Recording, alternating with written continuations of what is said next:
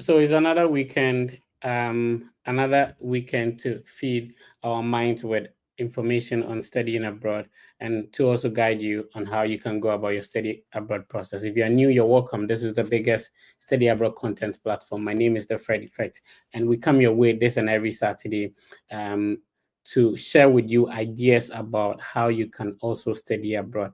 Higher education over the years has proven to be one of the ways that people can improve their standard of living and the quality of life they live. And so, if you want to study abroad, it's highly possible. In no time, the high school results, which is the WASI results, will be released. Understand that the higher education institutions in your home country are not the only options. So if you are planning on continuing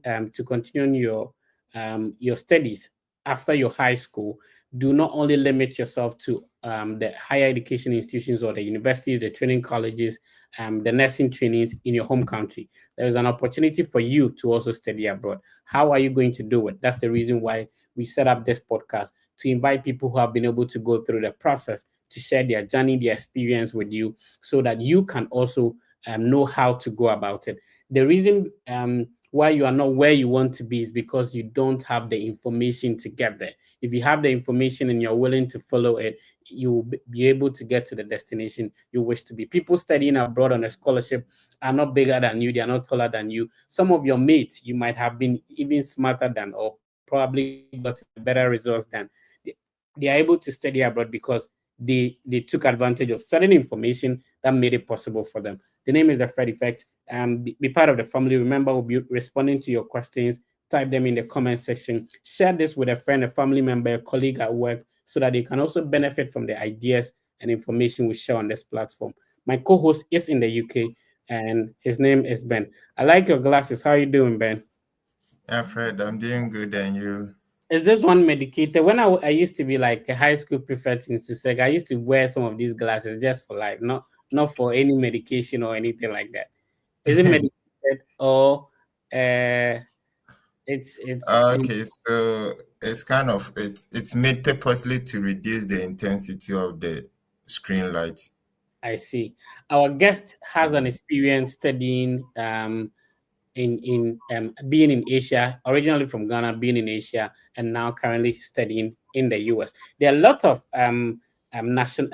maybe Ghanaian nationals or African nationals in other countries. Maybe they studied there, they are working there, and they want to have an opportunity to also continue their higher education in the US. This man has all the experience, and he's going to share with us. It's interesting how many universities he got admitted and a full scholarship to. And now he had to make a decision which one to throw away, which one to select, and all. So he's going to share all the tricks and tips with us so that we can also know how to go about when people are complaining about securing scholarship. And this man had about a lot of them and had to decide which one to choose from. Bro, how you doing?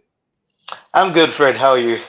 So for people seeing your handsome face for the first time, kindly introduce yourself. Okay, so my name is Nathaniel Mensah. Okay, so Nathaniel Kojo Mensah, and that's I use the Kojo and the Mensah, and I have Kojo Mens. I was born in Takwa, back in Ghana. I schooled in Takwa until we're transferred. My father was working in the mines over there, so he was transferred to Kumasi. I moved to Kumasi with him, Konongo specifically. Then later, I moved to Takrady with him and my mom. That's where we settled back um, in Takrady. And once in Takrady, I completed my junior high school in at Services Basic High School. It was I think Armed Forces Schools. It was part of the Armed Forces Schools. Then from there, I continued to secondary college, then to University of Education, Winneba, where I read English language education, and after which I moved to, uh, maybe other questions will bring it up. So that's it, basically. I see. So, how old were you before leaving Ghana? Oh, when I left Ghana, I should be in my 30s, Oh, sort of. I see. I see. Yeah. And what was your highest academic qualification prior to leaving? That was my BA English language education. I see. Some people, try working on maybe moving to the US. It doesn't work, and so they try to go to another country, and then later on, move to their dream country. Was it that? Was that the decision you had, or maybe you just had an opportunity in Asia and decided to go there, and then now another opportunity comes up in the US? Exactly. That's what happened. I didn't plan on going to Asia because I wanted to go to the US or any other country. Mm. So after school, I worked at Christ the King Methodist Preparatory School as a teacher. Now, whilst working there, now I'm a Methodist, so I was working in my church's school. So whilst working there, there was an opportunity that came up with Compassion International. Now, Okay. this Compassion International was working with children and all those kind of things. And I had the opportunity to become the project director at Compassion International. So Mhm. when that is the local for that is Christ the King Child Development Center. So whilst working there for about 5 years, I got an opportunity to travel to uh, the Thailand, that is Asia. So I moved from uh, Ghana to Thailand based on that. Then from Thailand, through education, I came here to the United States of Awesome. We are speaking with Kojo Mens. I like the branding, and this is somebody who has had the opportunity to move to Asia, Thailand, and then now move to the US. He's going to share his experience, his journey with us. How did he go about it, the whole study abroad process? And there are lots of African nationals who are in other countries, like in Asia, like in the Thailand, last you spoke about. I'm sure you were not the only Ghanaian there. There were other Ghanaians over there. I have opportunity to talk with a lot of other students in different countries, and they ask me how they can relocate to the US. So before we start with the whole thing, did you move back to Ghana before coming to the US, or directly from Thailand? Directly from Thailand. I didn't have to move back to Ghana. I've mixed Ghana though. I wish Okay, I could but right now there is an instance where you have to attend the interview in your home country. Can you explain during your interview? Was it like that? Were you asked to go to your home country? Were you thinking about going to your home country to get it approved? What was the thought? No, I never even thought about going back to Ghana to do this process all together because I was living legally in Thailand, Yeah. so there was no reason to actually go back to Ghana to do it. Once you are living legally in another country, I think you can take your interview. Exactly. And in case you're wondering, if you're listening to us, the new directive does not say that. Here's the thing: if you are a resident, so for example, Ben is a resident in the UK, you can attend your US visa interview in the embassy in the UK. But if you are from Ghana, for example, and you're not a resident in Togo, you cannot go there for the interview. So that's how it is. So at the moment, as at the time that Kojimens was applying for the visa, he was a resident in Thailand. So that qualified him to apply for the visa in Thailand. But now, if you're a Ghanaian, you cannot go to Cote d'Ivoire as people used to do for your interview, Sierra Leone, and the other countries. This is the Study Abroad podcast. If you're just tuning in, we'll be responding to your questions in the comment section. Please drop them. Let's know which country you're watching us from. What time is it at your end? And Ben, let's get going.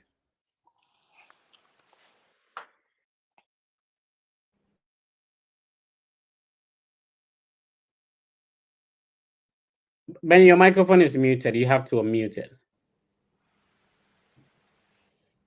Yeah, Kwajo, I hope everything is fine. Yeah, I'm good, Ben. I'm good. Thank you all. You thank God. I was listening to your introduction, and that one alone is like somebody see you. I understand. I understand, Hey, Kwajo. boss. So what was the secret? We just Ah. want to know the strategies. That's our mission. Because there are thousands of people out there who wants to move and study outside. So try and let us know some of the secret. Ben, I don't know if we can really talk about it as a secret because the information is out there.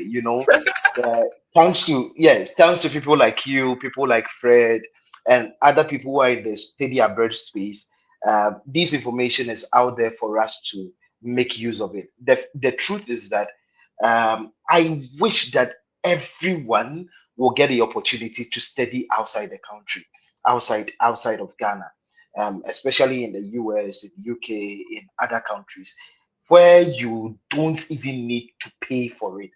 There are opportunities like that, and I don't see why you should not take advantage of it, because it builds you up. It gives you a different perspective of life. So the question is, how did I do it? Now, in the fall of 2024, I attempted to apply to schools. And in this conversation, I will situate myself as one of the normal average students. I'm not trying to push myself out there as one of the best 4.0 student. I wasn't one. I'm being in all honesty, I wasn't one. But what So did I can do? you give us the range if you're comfortable? Oh, I was in 3 point something Three thereabout, point. but Okay. I Uh, wasn't the 4.0 okay. student. Yes. All right. So what happened is that I taught in the fall of 2024. I was like, oh, I'll apply for this study abroad thing, because I was kind of hearing about it, about study abroad and those kind of stuff. And I've seen the video of Fred Effect going around. Really, to be honest, I didn't really take interest in it. I felt like, oh, okay, if it's just about applying for schools, I think I can do it. So in the fall of 2024, I just did anything haphazardly. It wasn't something that I had planned to do. I just tried to do anything. I applied to schools anyhow. And if you do something anyhow and all those kind of things, the kind of responses you are going to get, unfortunately, we have reviewed your application, but unfortunately, we have reviewed your application, but unfortunately, this is a series of things that I got, and I was like, but how do people say they get scholarship on Fred's program? Is it that they are lying, or they are not telling people the truth, or what exactly is it? So it was then I said to myself that no, I have to sit up, go and check exactly what people do to get the scholarships, because we hear several people come tell us about they winning scholarships and all those kind of things. That why not me? Why is it that I can't be one of those people? So after getting this series of unfortunately in my emails, I just said that no, study abroad for 2024 is just not for me. So right, I just closed my mind. I came back to the drawing table.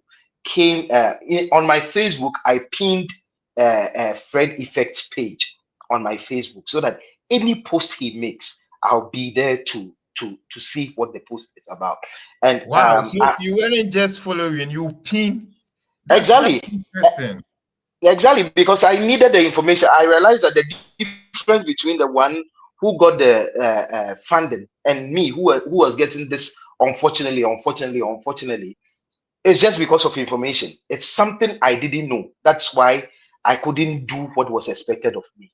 So I pinned his Facebook page down and started looking through what exactly people are doing.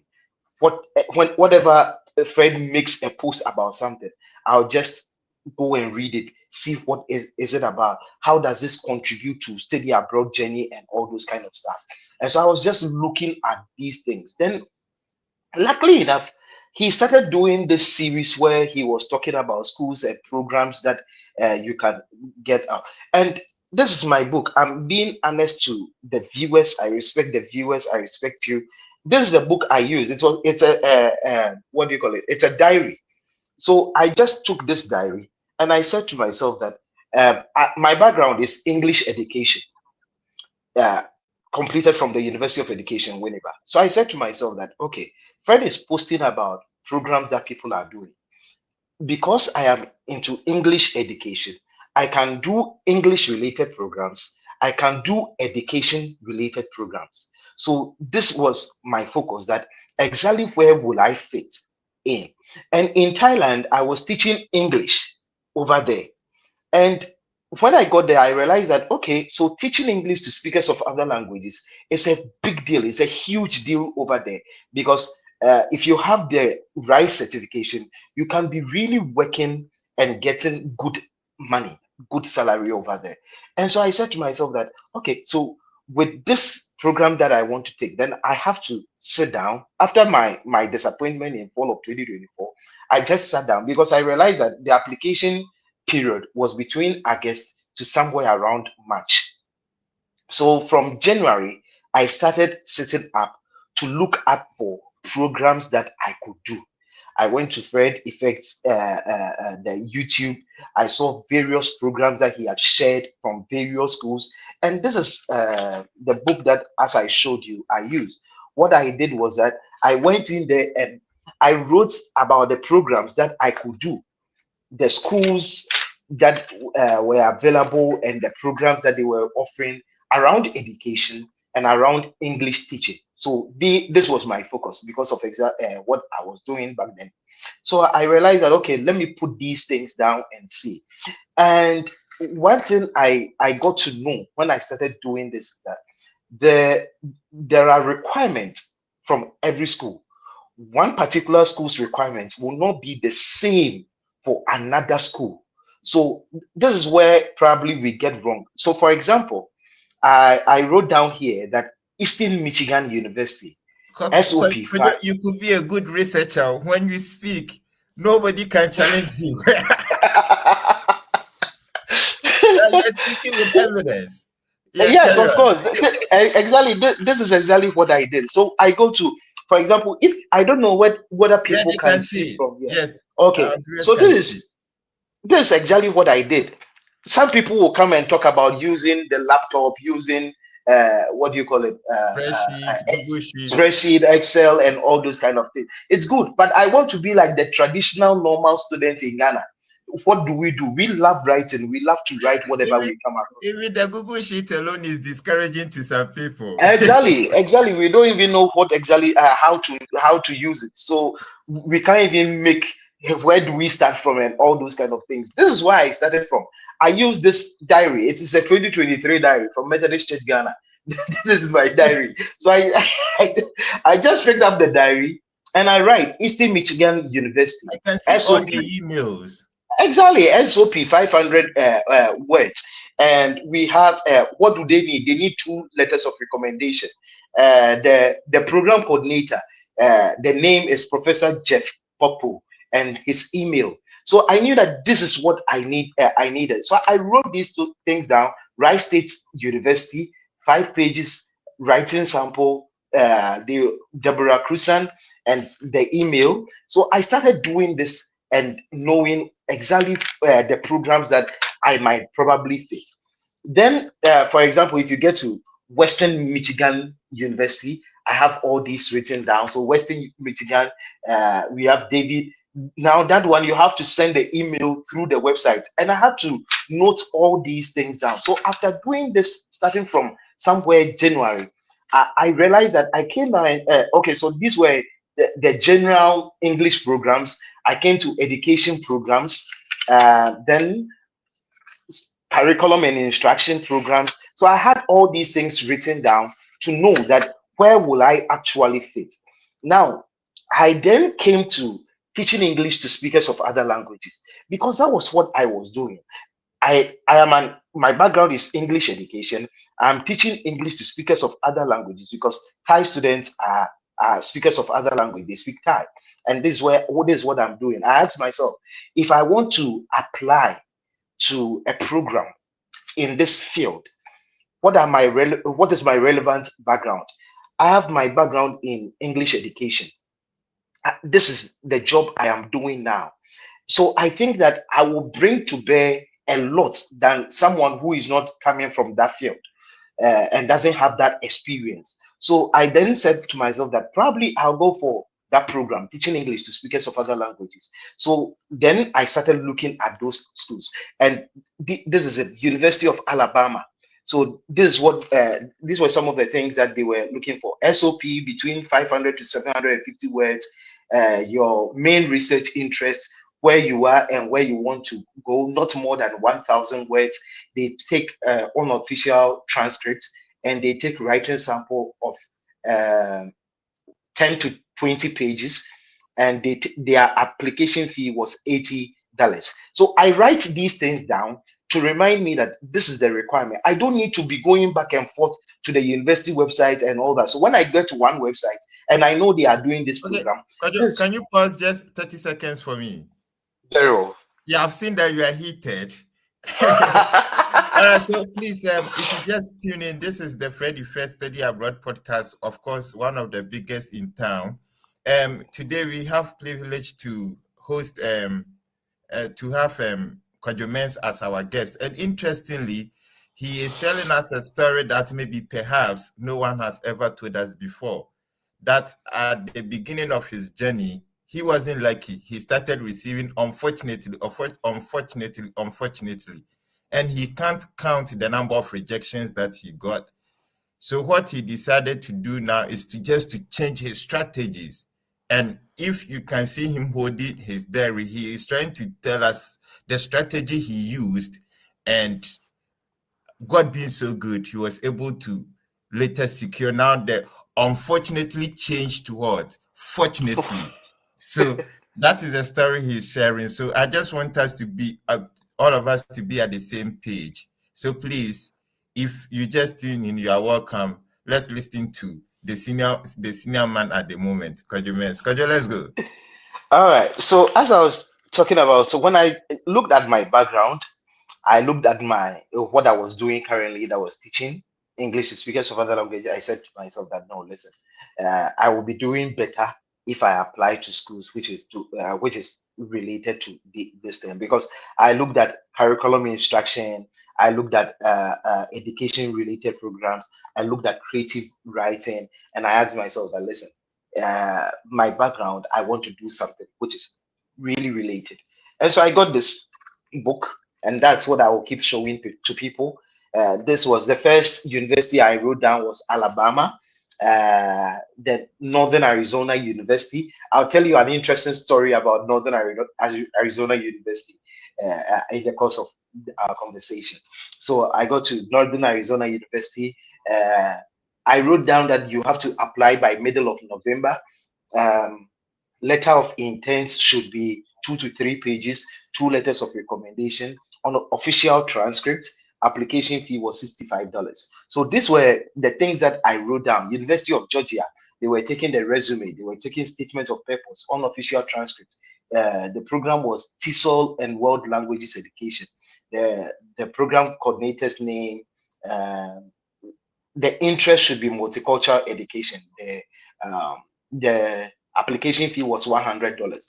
So you see, when I had all this information from these various schools, I could now sift the schools down and say to myself that okay, so now which schools am I applying to, and which ones am I not applying to? So this is around March, because I started in January. So around March, I had now settled on the schools I will be applying to, and this is what I had.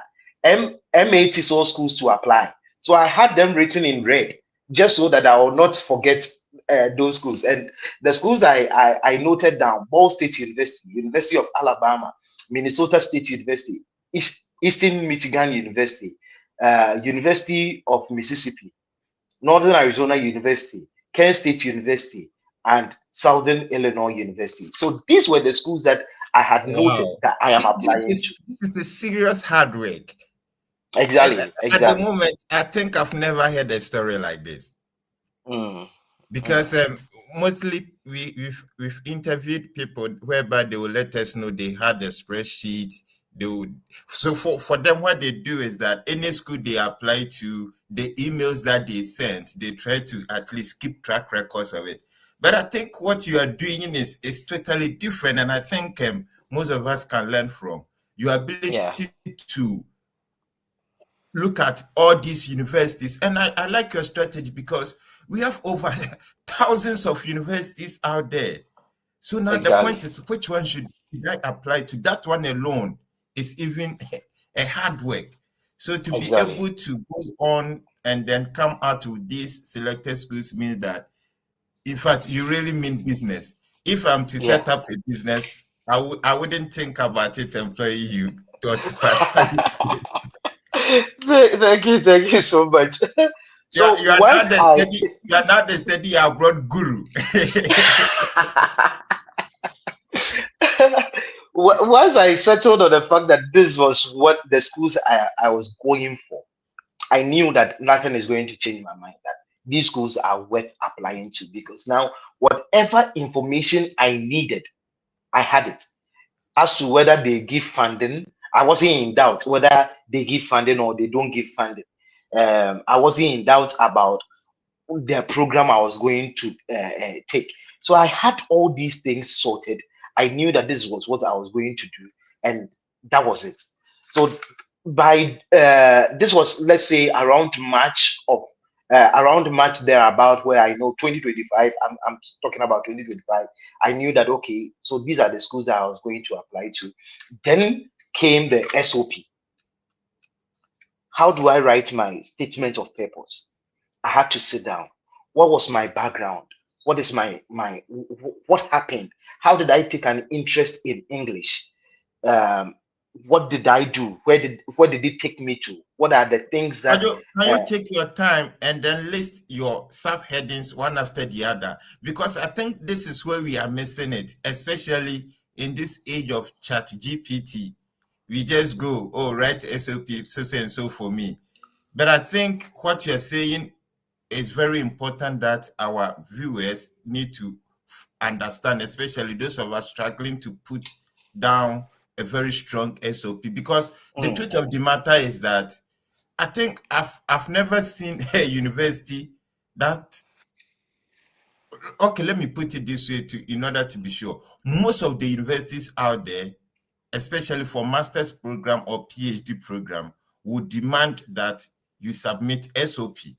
yeah, So please, listen to the strategy Kwadwo used, and I'm sure it's going to help us. So please take your time and list the subheadings for us. It's very important. very well, very well. So then came to the time that I have to write my SOP. So what were the questions I asked myself? Now, one SOP will not be the same requirement for another university. So one university requirement for one SOP will not be the same requirement for another school's SOP.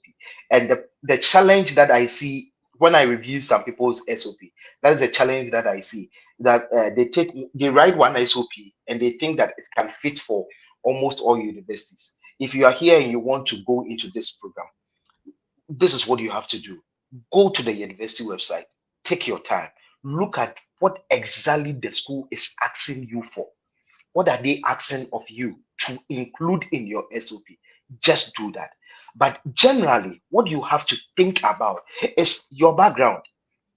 Why did you choose the program that you want to do, you want to read? There are millions of programs. Why English? For example, me in my situation.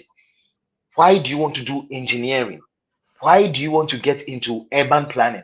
Why do you want to get into nursing? What are the things that came together to push you? Now, the difference between ChatGPT generated SOP and your generated SOP is the fact that ChatGPT cannot specifically talk about your background specifically for you. So you see that whatever that it will generate for you is quite generic.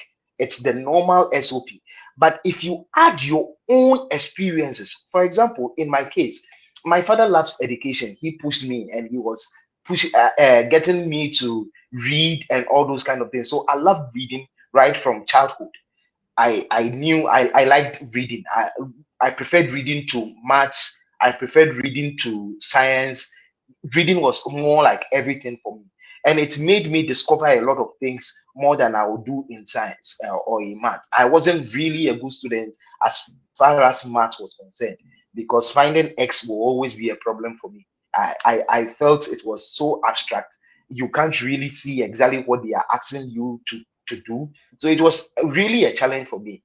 But English, as far as I can remember, was one of my strong subjects that in the in senior high school I did general arts. So it was always almost a trajectory towards that point. So in my SOP, I talked about my childhood, how my dad will help us read. So that was how it began. And I spoke about when I went to the university. Now, what I was doing in the university as an English student, I got into the debating club. I got into, I became the president of the English Student Association. I was part of the Students' Council where I became a secretary, writing what do you call it, the constitution, rewriting the constitution, redrafting the constitution, and I was the secretary. So all these experiences were laid bare in my SOP. Now, talking about after my education, I taught in Christ the King Preparatory School. I moved to Thailand and I'm teaching. I brought all this to bear and letting the people, my readers understand that, oh, because of my multicultural dimension, now I relate to people who do not speak English and still get a successful thing. So it was mostly based on my background. But mind you, it will always differ from one school to the other school. So even if you have this body of SOP, then you try as much as you can to see the requirement that every school wants. Then you tweak the SOP to meet what exactly they want from you. So I wrote these things down, made sure that the names of the school. And you see, one thing is that you can see a program in one school, but in another school, it is the same program, but a different name. And if you are not careful and you are in a rush, you can take one school's name, the name of the program, to represent another school because you will think that, oh, it's all engineering. But maybe the way they have rendered the name in another school will be quite different. So you have to be very particular about all these things. So in writing my SOP, whenever I write, I use the school to save it. So for example, Minnesota State University, then I save it and I'll go and check from the university website what they have. I have written them down here, their requirements, so that I'll be checking to see that that is exactly what I have. Now that I know that that is what I have, I move on to the next school. So this is what I did, and I wrote down my SOP for the various schools, and I knew that, okay, now I am satisfied with the SOPs that I had to do. The next thing that was crucial for me was recommendation letters. Recommendation letters has been something that I think we really struggle with a lot. Now, I had completed University of Education. I'm in Thailand. Can you imagine how do you then connect with your former lecturers? Because if you are in Ghana, you can easily go back to your lecturers and have connection with them and probably get them to write for you. But you send messages to your lecturers because you are not there, they will not respond to you. And as I told you that once I made up my mind that these are the schools that I am writing to, for example, I reached out to my lecturers and I made them know that this is what I was doing, and they told me that this they will be doing it for me, and I knew I was applying to 7 schools, and I knew that if I give one lecturer all the 7 schools to write the SOP for me, to write the recommendation letter for me, I will not get it done. It is not possible.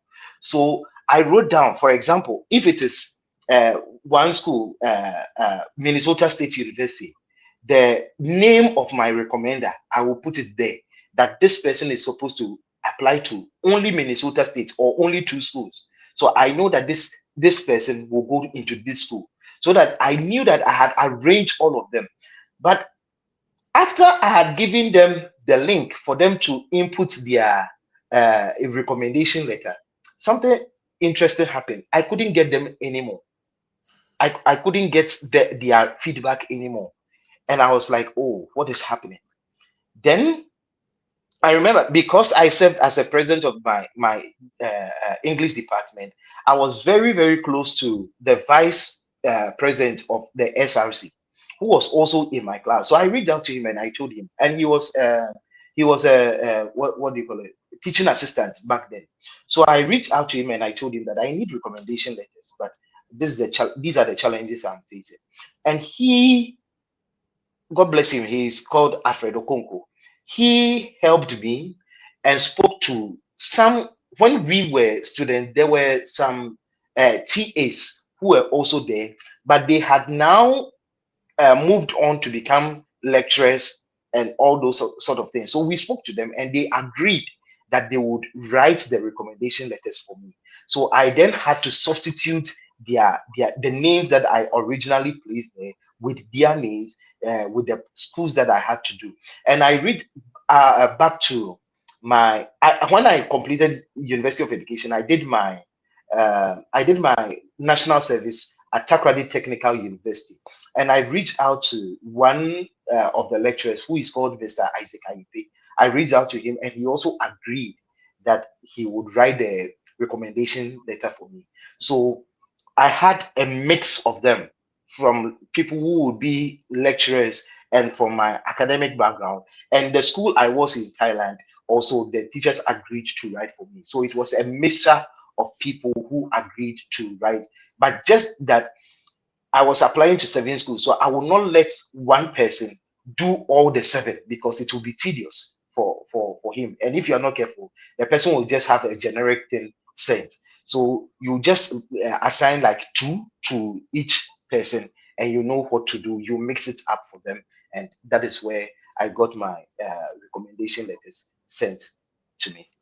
Interesting. That's a long story. I think even with Yeah, this, who has been paying critical attention, this can solve a lot of problem for the person, honestly. exactly. Yeah, because I could picture a lot of things from all that you are saying. Like, and it's like you are not ready to give any excuse. No, Be- no. You see, Ben, I think one of the things that fueled my interest was the fact that after getting those rejections and going to the university website to see that, for example, a school is giving you, let's say, your tuition is, for example, 50,000 US dollars. A school is waiving that tuition for you. You are not going to pay that 50,000, and they tell you that come to our school and we'll give you money that you will use for your rent, you use for to buy other stuff for your I've daily seen where you life. are coming from. Exactly. So I felt like, then, like, Charlie, this is So whatever that I this have is to do. better than the free SHS in Ghana, right? Exactly, because whatever I had to do was nowhere close to the amount of money that was going to be invested in me. This SOP thing that you are writing, that if you were to quantify it, it would be like $20. It is nowhere close to the $50,000 they are waiving for you and giving you stipends that take and eat, spend. Like, it's nowhere close to it at all. So this is what I felt like, okay, if I sit down and I go through the hard work, I know that at the end of the day, But I'll make could you, don't you think that sometimes we are limited as to the things to write in our SOP? So, for instance, if we take the Ghana traditional education system, especially in the university, you complete. I remember when I was in level 100 or 200, I wanted to do internship. Mm, Could you imagine? I sent letters, but then I was in Kaswa. I sent letters to the schools around, and they were not willing because they were thinking that maybe they have to pay me or something of that sort. mm, And none of them, I was willing to volunteer myself, but none of the schools they were willing, because by then they have employed those straight from SHS, the Ghana private university system and university education system. They usually depend on the senior high school graduates for them to be teaching. So I was thinking like maybe they think that they have to pay me something they can't. So therefore, they are not going to offer me the opportunity to do my interns there. And I struggled until I finally mm, got one. So here's a system whereby you complete you be 4 years in university, and if maybe for the fact that you are an activist, that maybe you can involve yourself in student activities or student politics, you complete, and the only thing you can boast of is your transcript. Mm. Therefore, how can you write SOP that can help you win this kind of scholarship? Yeah, Ben, it will interest you to know that these whites, the simple stories we in Ghana we ignore, it makes sense to them so much. It will interest you to know. The whites are such that things that in Ghana probably we will consider as nothing means really, really a lot to them. So, for example, you don't need to reinvent the wheel in writing your SOP. Think about the basic things around you. You are an engineering student. Remember the times that you were making this car where you put this wood on your On your, shoulder yes, with your the steer I and remember it, that the good and old days. exactly it is a good way to start your SOP. It is you don't need to work in what do you call it one automobile company before you can write your SOP. So something like that, telling them of your interest when you were a child, that when you were growing up, this is what propelled you to take science. When I was growing up, I loved to talk. It was part of me. I love to debate. It is part of me. I, This is I wish all the students in the senior high school by now, all level 100 universities are watching this program, honestly, because you are giving keys that it might take them ages to know unless they're able to chance on this podcast. yeah. Because these are basic things we need to capture. Mm, Sometimes I wonder, because if you look at the system, how then can we show off? But I'm exactly. happy from where you are coming from. It makes a good sense. And Exactly. thank you for bringing this out. Exactly, because the white man doesn't know this what do you call it car that we were talking about, this a Kampun car that we are talking about, or the Osuna. He is fascinated by it, that as a And young child, how sometimes did you we get even use mock Conco. Those days, exactly, we exactly, use mock Conco exactly, to exactly to make those kind of cars and cars. all those. It's some that is where we should start from. I think in our SOP, whenever you are supposed to write your SOP, reflect back, think back on when you were a child, the very things that got you going, the very things that got you happy, the things you see somebody who is going to do construction engineering, and you remember that during our childhood we were building this what do you call it building with the palm fronts. If you Yes, especially during Christmas, yes, I we'll build. remember. Exactly. This is where you have to start your SOP from. This is where it gets the admission committee engaged to like, oh wow. So this person is not just coming from only academic. There is something that pushed him to come here to get to this point. So let's reflect to the very simple, easy things which were in our childhood days. They are the things that will get you going. They are the things that you get. Somebody who is going into home economics, and he or she remembers how he was cooking at home, helping mommy at home, dishing food out, and all this starts from there. It is Yeah, the where they simple will thing. tell you if you don't wash the bowls, they will not give you your food Yeah, to eat. exactly, exactly. And these are the things that touches the white man's heart, because he doesn't see it. So if you rely on ChatGPT, these are the things ChatGPT cannot give you. It cannot tell you because it doesn't understand that thing. So you bring out that unique story that you have, that even your struggles include it. If your whether it is academic struggle, whether it is what getting employment and all those kind of things, include it in the SOP. Be yourself. Project yourself. That is where your CV is as good as your SOP. Your resume is very good, very important. Your academic CV is very important. But your SOP, that is where you can sell yourself. That is when you can tell them that, listen, my brain and my baby do how it's a huge journey I've gotten. So what I'm reading, I'm writing to you, you should be happy about it. And this is where you sell yourself. It's like selling yourself to someone to give you $50,000 for free. So could you, after selling yourself in your SOP, your CV, and your letter of recommendations, how many scholarships did you get after the numerous rejections?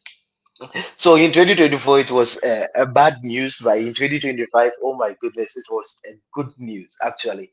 So let me start off from here. Now, one thing I forgot to talk about is sending cold emails. So you see, there were a lot of schools that I had earmarked, and I sent out cold emails asking. Some of So the schools with the I code didn't earmark. emails, did you learn it from the Fred effect or somewhere? Exactly from the Fred effect. But one thing, okay, thank you for even bringing this up because it helps me to talk about the other people. Now, when I was tied down to Fred effect's page, seeing whatever he was posting and all those kind of things. Now through Fred effect, I saw another guy, gentleman, who was doing sort of study abroad process, and his name is Aaron Inspires. And Aaron Inspires was also giving schools, which and especially talking about West evaluation. So Aaron Inspires also brought that dimension. And through Fred's platform, I saw Fila GHTV, especially on TikTok. And so I was following, and that is for on TikTok, you get the opportunity to meet them live where you can ask questions and all those kind of things. So I started participating and getting feedback and ideas as to what I can do. Then there is McRae Soga. His channel too was giving very valid information about study abroad. The thing is that let me share to someone here. This study abroad process, it is not for the 4.0 students alone. It is not for the rich men. Can you repeat it again? I didn't hear. To my brother and my sister who are listening to me, this study abroad program, it is not for the 4.0 students alone. I think that when I was back in school, I felt like if you hear somebody is studying abroad, you are like, hey, Charlie, guy, you ain't your wabi. Charlie, the number of people who are here who don't know anything, you have no idea. You are far off, you are better off than somebody who is even studying in the United States. So it's not only for those who are having 4.0, it is not for only the rich men's children. Look, if you, no matter where you come from in Ghana, you can also come and study abroad. You must. I'm sure we have people watching us from Nigeria, Cameroon, and then some other countries in Africa. So try and then don't limit it. No matter. Okay, so let me go. Continental. Yeah, so let me go to my Nigerian brothers that no matter where you are watching from, if you are watching from Ikeja, you are watching from Kano, you are watching from you are Yoruba, wherever you are watching from, the African continent, it is possible for you to study abroad, and you must. The one who is watching, you must study outside Ghana. It is something you must do. In fact, you will help your generation if you take this step. You will help your junior brothers, you will help your senior brothers, you will help people around you, your friends, if you take this step to study outside the country. Interesting one. If you take this step to study outside, you will help the entire family. That is the message Kojo is trying to bring on board. And please, if you just tune in, let's know. Type in the comment section the country you are watching us from, and we will try as much as possible to project it for others to see. So thank you, Kojo, for how far you have brought us. So now the point is, a teacher in Thailand, and somebody will say, oh, you've traveled, you're okay. So why would you still decide to move from Thailand to the USA? All right. So it will be interesting to know that when people I'm not one who really talks about where I am at every point in time. A lot of people were guessing where exactly is he. People felt like I was in somewhere Asia because of one or two pictures I will post. You will see that there is something Asian about it, but they really didn't know where exactly I was. And when people get to know that I'm in Thailand, they are like, "Ah, na Thailand, what are you doing in Thailand?" It's like are you growing rice or to be honest with to be honest with you, I was living very comfortably in Thailand. Like it is good there. Like for teaching that people struggle with in Ghana and they don't get much money back home. My goodness, if you are in Thailand, you feel like you are a rich man. Like the economy is not too difficult, it's not too hard economy. And I was living very well. And I could have chosen to live there very well. But I said to myself that based on just applying with the bachelor's of education, if I am getting this money, then I'm wondering that if I do my master's, especially in an English speaking, a Western country, and for example, if I should go back to Thailand, actually, I am a millionaire, cry. You understand? I It's will like be. you get vision, oh. Oh, of course, How do of you course. dream like that? Um, Ben, we are not coming from a rich man's household. We are just an okay family. But you ask yourself that with your friends, your family, and people around when they need help. Ben, let me share this thing with you. In Ghana, I was not mobile. I was doing quite well in Ghana. You see, I am into music. I sing a lot and all that. So I was moving from church to church and all those kind of things. And I And you never call went to any shabu. church. Those people you call shabu. Yeah, but that's the disclaimer. I never went to any church where I asked for any money. And you see, during that time, I was coming up in the music ministry and people were getting to know me. But then, when after you are done with, you see, there is one thing to know about fame and its correspondent success. Because when you are done with the program and people are like, oh, Charlie, this guy is good and all those kind of stuff, you come home and your landlord is asking for his rent. Nobody will tell you that, oh, he's a famous man, so let him live in your house. And because of the kind of fame that you are getting, you are not able to also ask for anybody for money. You get it. You can't ask for money from anyone. And when people see you like that, they come to you. They feel like, oh, they should come to you and ask you for help because they also need help and all those kind of stuff. And it gets to a point you have to sit down and ask yourself that if I continue the way I am going in the next 5, 10 years, where will I be? I think I will give birth and my child will be disappointed in me. He might not be able to say it, but he will come and meet a very famous father who has nothing. He will come and meet somebody who is almost everywhere and has nothing. So I had to sit myself down and talk to myself that listen, this is a journey you have to take. And thanks be to my brother, Lloyd Paco. He was instrumental in helping me travel to Thailand.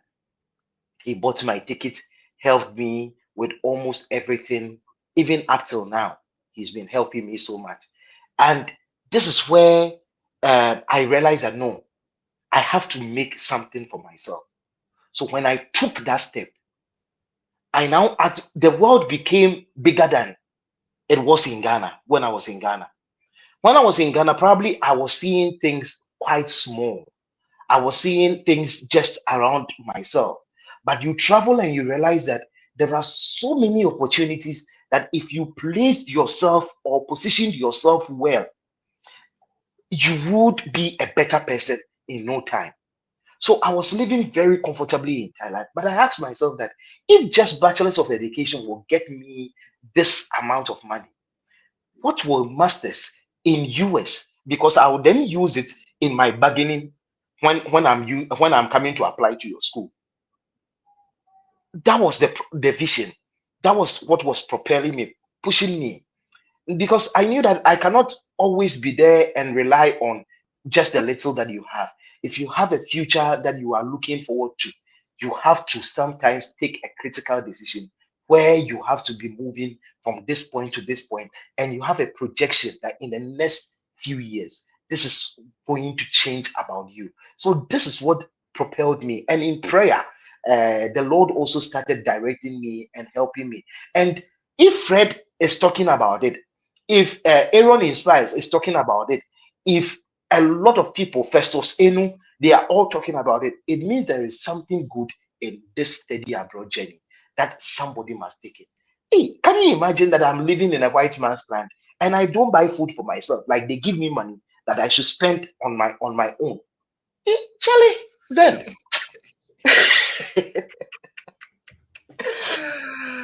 Oh, interesting. So we will come back to the scholarship. We will come back to the scholarship issue again because exactly, that exactly. interests me. I didn't mention that. Yeah, Yes. So you yeah. mentioned that we can that. So we have Teresa watching us from Ghana, Shanti region.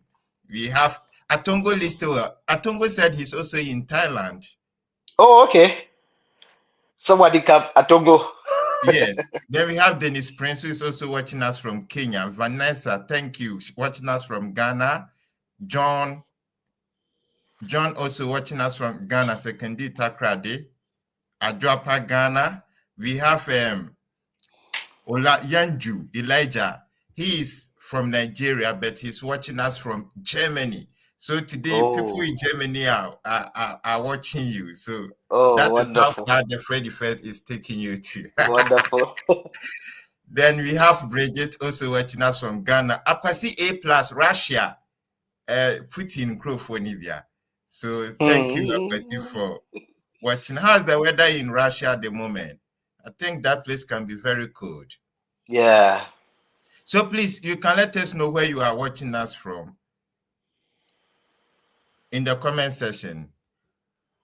Okay, Kojo, interview in a foreign country. How is the feeling? I was nervous. I was not sure what to expect. And once again, there was a go-to person that I had to reach out to help me. So I reached out to the Fred Effect and told him that, boss, this is where I've gotten to in my study abroad journey. I'm getting close to the interview.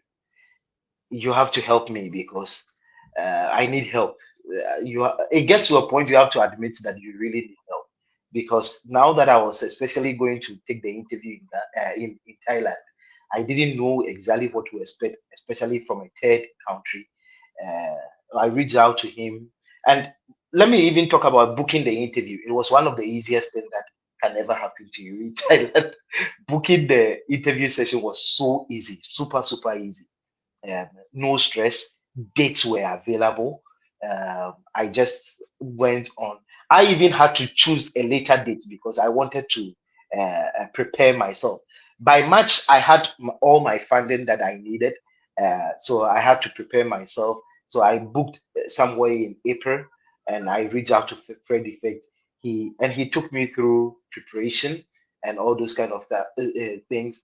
And if you ever got to know how I was on the page and he was interviewing me, it was a hard training where you think that you have given a lot of thought to all the things that you are going to say, and Fred will rubbish everything, and you have to go back and put in the work again. Because I was like, I've gotten the what do you call it? I've gotten the scholarship I needed. I can't let this one opportunity destroy everything again. So I had to put in the work day and night, stand before the mirror, be like you are speaking to yourself and recollecting the So things you have before said. that, I want to put this in the. I want to ask this, please. You can put your answer in the comment section. Those of us preparing for visa interview or had already gone for a visa interview, did we stand in the mirror to practice? So let's hear from the comment section and we'll try to read it aloud. Just be Okay. honest. Okay, could you continue? So you have to Yeah, start I'm asking before. that because it's a very nice strategy, but I Mm, don't know. People feel they are talking to themselves in a mirror, but that's the yeah, only way to boost your confidence. yeah. That's the only way, but it's rather unfortunate. We don't want it. Mm. So I speak to yourself in the mirror, remind yourself, join other groups where people will be different time of the day they will be meeting. You just go and pitch your info there to see how they will judge your demeanor, your fluency, and all those kind of stuff. And the D-Day came, and I went to the visa interview. But let me talk even about the scholarship before the visa interview, or it has a correlation. Now, when I applied, Northern Arizona University were the first to respond with full funding. Now, we actually had an interview before somewhere in January of 2025. I applied early because, mind you, I told in my earlier book I had written the dates that I had to, because when you read the university website, when you go there, they will tell you that first application within this period. So I knew that by middle of November I have to be done by applying to Northern Arizona University, which I did. So by what do you call it? By the time by January, I had an email from them. They had spoken to me about an interview. I scheduled the interview with them. It was like 5 a.m. in the morning. There were two professors who interviewed me. It was basically around teaching and how to handle people from different backgrounds. That was almost what the interview was about. So after doing all that, I now had to wait for the real final, what do you call it, scholarship. So I was waiting for the other schools and all those kind of things. And fortunately, now this time it wasn't unfortunately. The story had changed from unfortunately to fortunately. Congratulations, you have been picked and all those kind of stuff. And I'm like, I thank God. So that night, you can imagine me on Alpha Hour. My goodness, it was all about Thanksgiving. Share the link. Share the link. I tell you, that night was all about Thanksgiving. I gave thanks to God because seeing my letter with my name saying, "Dear Nathaniel Mensah, you have been given awarded the scholarship of blah blah blah blah blah blah tuition and all those kind of stuff." I was like, me today, me. I have also said this. So it was an overjoyous moment for me. I really really loved every bit of it. Then when I got it, I secured the funding. I got the visa interview. So I went to the visa interview with Northern Arizona University because it came very early. By February, they have confirmed my application, and they have confirmed my funding. Everything was intact. So I went to the visa interview with Northern Arizona University, which I got the visa by God's grace. Now, this is the catch. After the visa interview, then Southern Illinois University also reached out to me with full funding. Then Minnesota State University also reached out to me with full funding. So I had Three hot. three fully funded opportunities. But by Wow. the time they came in, I had already gone for my visa interview and my visa was successful. Three fully funded programs. I applied to seven. All the seven gave me admission, but some of them gave me partial. It was partial scholarships. So when the partials come in, I also write in. Or unfortunately, I will not be able So to come so to your so school. let's take our time here. So can you mention the schools and the program you applied to so that some of Okay. our viewers can also take note? Maybe they can try their hands on. We don't know. Maybe they can try their hands on it. We since you rejected those scholarship, we can get it. Okay. So the schools I applied to: the University of Alabama, University of Mississippi, Northern Arizona No, so University. So no, so you mentioned the university and then the program, so that All of them, all of them were teaching English to speakers of other languages. All of them. oh, so one Yes. program. One program. One program. I knew that this was what I had to do. So Kwajo is strategic. all of them, all of them. There were other programs I was considering, for example, creative writing in Syracuse and Vanderbilt University. But I started the application, but I didn't submit it. I started and I didn't submit it. But for these schools, I applied to all of them, and that was University of Alabama, University of Mississippi, Northern Arizona University. If you could take your time so that we share the universities you're mentioning to people, so they get to know these universities we are talking about. For some people, this could be the first time they are hearing about it. Exactly, So exactly. what is the first school? So let's go to Northern Arizona University. Okay. That's my. And that's a very good university. I visited the campus 2 years ago. Very beautiful campus. So I'm going to share the website of Northern Arizona in case this is your first time you're hearing about such a university. Yeah, this is the campus of this is the website of Northern Arizona. It's called NAU, and it's located in a city called Flagstaff. I have one of my very good friends, Dorcas. Shout out to Dorcas. This is the university she graduated from. Very beautiful Mm. campus located in the northern part of um, Arizona. This is one of the places, Arizona does not have snow, especially if you are around the capital, Phoenix, Arizona. But Phoenix. the northern part of Arizona, they experience snow. So it's a good place. Which other Yeah. university, bro? Okay, so Kent State University. Okay. Kent State University. And for people who are not very familiar, Ohio is one of the places that have like universities scattered around the entire region. And so if you come to the southern part of Ohio, you have University of Cincinnati. If you go to the middle part, Ohio State University.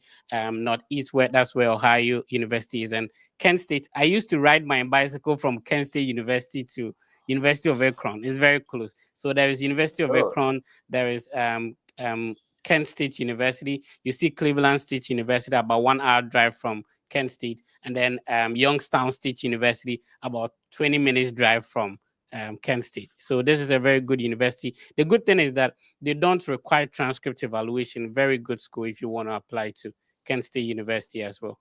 All right, let's move on. Saint Cloud State University. Yeah, I remember we had an admissions officer from St. Cloud State University. If you've not watched that video, he came to speak to us about the scholarships available in this school. Amazing university. It's located in St. Cloud, a city in a state called Minnesota. Minnesota is one of the good places if you want to study in the US. All right, let's move on. So this the interview you had with him. That's why I even went to that. Oh, Applied wow. to that school. Nice. Yeah, Nice. yeah, Nice. Nice. yeah. Nice. All right. Minnesota State University, Mankato. Okay, so still in the same state, Yeah, Minnesota State University. I have a couple of friends at many. And which campus is this? Is it Mankato, Moorhead, or what campus? Mankato. Okay, great. So this is also the website of Minnesota State University. Remember, it's a system. So we have what we call the Minnesota University system. So we have one at Mankato, there's one at Moorhead, and then we have University of Minnesota Twin Cities as well. So there's a lot of campuses when it comes to the University of Minnesota school system. Which other university? Southern Illinois University, where I am now, at Okay. Cambodia. All right. So Southern Illinois University. Remember, they also have the Southern Illinois University system.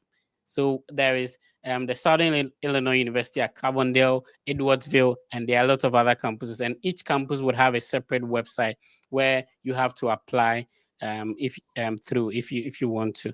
All right. So this is where you are at the moment. And my question was, I knew you had a couple scholarships to different universities. For people who are encountering the same thing that because I have admissions to this school, that school, which school should I choose? What informed your decision to select the school that you are in at the moment? Mr. Fred.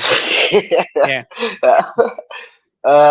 So now you have three fully funded universities, scholarships, And and you these are three like fully funded were Northern Arizona University, Southern Illinois University, and which other university? Minnesota State University. Okay, so what informed your decision? If somebody is in that limbo, they have a lot of options. What can you say in terms of what should they base their selection on? Okay, so Fred, you see, the first thing was that I had even gone for my visa interview and I had gotten it with Northern Arizona University. Now Yeah. these other two comes up and you are like, hey, what do I do? This is Hmm. where you have to understand that there are people who are in the system who could really talk to you about certain things you will never know. There are people who will give you certain ideas and tips. So my first instance was coming back to you that Fred, I had gone through this process, you were there with me, and this is the situation. Now I have Northern Arizona, I have Southern Illinois, I have Minnesota. What do I do? And you said, okay, speak to Hetty, speak to Miss Hetty about Southern Illinois, and let's see what the situation is there. And Miss Hetty also introduced me to a brother here called John. Yeah. And John is in the same program that I am going into. Oh, So okay. he better spoke to me about what to expect in the school. Hmm. And his briefings and all those kind of things gave me an interest and a liking for Southern Illinois. But that was not alone. I also had to reach out to someone in Northern Arizona. Mhm. And when we spoke, it was like especially with accommodation, was quite expensive over there That's true. as compared to Southern Illinois, and both Yeah. of them were given the same amount of stipend. So I was like, okay, let me mark this in my calendar because if So one of the options were cost of living. exactly cost of Okay. living was one thing that really Yeah. For me, the influenced my highest choice. rent I paid since I came to this country was in Arizona. When I went to Arizona, Mm, I moved from Kentucky where I was paying less than 400, and then I go to Arizona, it was huge, you know. So mm. cost of living obviously in Arizona will be higher than Illinois. So people should base their selection on the standard or the cost of living at where they are going to. Especially Exactly. specifically when you are to decide, oh, not when you have one option. Exactly. Then you are And right that's on that. Yeah. You are right on that. So cost of living played a crucial role in between Arizona and Illinois, Hmm. and it will interest you that for Minnesota, it was just about the weather. It was that cold. When I read about it, I was like, "What? I'm not going. I'm not going there." Minnesota was closer to Canada, so you can imagine how cold that place is. And I felt like, oh, okay, with Carbondale, it's a bit okay. I can handle the cold. So I decided. So I spoke with you, and you gave me these options, and I came back to you. You told me your preference that if you wish, I could be here, but I explained myself to you, and you were like, okay. You gave all the blessings, and we prayed also about it, and I felt comfortable coming here as Share the link. well. I see. That's great. If you're just tuning in, we've been speaking with Kojo Mens. The conversation has been very inspirational. Just understand that whatever condition, whatever situation, whatever grades you hold, you can also study abroad. Just be positive about the process. Follow who know road, and at the end of the day, you also have a success story. If you have a question, drop it in the comment section. We'll be responding to them. Elijah Mustafa, shout outs to you. Elijah is saying this is an interesting section. Yes, it's a very interesting section. It says some of us send comprehensive emails. Mr. Fred, can you speak about it? And when you say comprehensive emails, what does it mean? Black, if you could explain. Um, Kwasi A plus, we love you too. Watching us on Facebook, he said, "I love your A page." plus is saying that he's dying out of weather in Russia, so he All should right, try and then come to US. You'll be fine. yeah. Shout outs to Dennis. Dennis is watching us on Facebook. Very motivating story. and then I am learning new things. Of course, that's why we are here. We are here to explain how the whole thing works, so that you could learn from it. If you want to talk to us, remember you can request directly, and then you join us in the studio. If you have questions for Ben, if you have questions for Kojamans, we'll be happy to respond to them as well. You said 7 admissions, 3 fully funded. Wow. Mention the schools. We've done that already. This is amazing. Coming from Elijah, watching us on Facebook as well. Okay, so so hard work rewards and I don't understand it. Medal yellow first. Okay, I don't understand this one. What program? He has already spoken about a program. It's called TESOL, teaching English to could you what Speakers of was the other full name? language. Speakers of Yeah, other teaching language. English. Exactly, exactly. Yeah, but what qualification do one have to get to apply to such a program? Apart from, if I don't have a bachelor's in education, can I still apply? Of course, you can. Mm, It's more on your interest for languages more than your background. I see. All right, Yes, your and interest for languages will count. yeah, I need your help, Jessica from Ghana. Jessica, let's know what exactly the help you need, and we'll be happy to assist you. All right, you can join us live in the studio. If you do have questions, we'll be happy to respond to them. Ben, please let's continue. Kojo? Boss. Okay. So here we are getting this fully funded Yeah, admission. the Yeah, scholarship issue. Yeah. yeah. Then you go to the visa interview itself on the D-Day. You go, you take your documents that are required of you. You get into the line. I think my interview was scheduled for 9 a.m. By 7 a.m. I was there. I had arrived, was in the line, waited for my turn. Got to when I was in the line and I was seeing the kind of the place was quite relaxed. I don't know. I think that in Ghana the story is that it's quite Hey, I tense thought over it's only in Ghana that we be in queue. there. No, no, no, no. Here over there too, there was a queue we had to We follow, do it in and Thailand also. exactly, exactly, exactly. And you see the view and the way they are interacting with the people who are the interviewees. And for me, I spotted one particular view. I saw that she was very chatty. She liked talking a lot, spending, and I was like, in my heart, I was like, oh, I wish I'll be with this view because the way I manage, she's talking a lot. It will give you the opportunity to explain yourself better than maybe the other ones who are not What is really. view? We have some people who are very new. Sorry, Obipacho, apologies. So the VO is the short of a visa officer. So I've Good. seen this visa officer who is friendly, who is chatty, and I could tell that I wish I would be with this visa officer. There were 3 visa officers there on the day. Two they were all okay and lively, but one was much more chattier than the other people. Was chatting a lot and all those. So uh, when I was in the queue, I was like, oh, I wish I would go to this visa officer because by the time I got there, I had prepared the stress rate had taken me through. I felt so prepared and confident, and the prayer and all those kind of stuff mixed up. I was so like, oh no, I was ready. Now I get to the line, almost two people ahead of me, and luckily the visa officer I wished I would go to, she was the one I went to, and the conversation started. It was like, oh wow, you are from Ghana. What have you been doing in Thailand?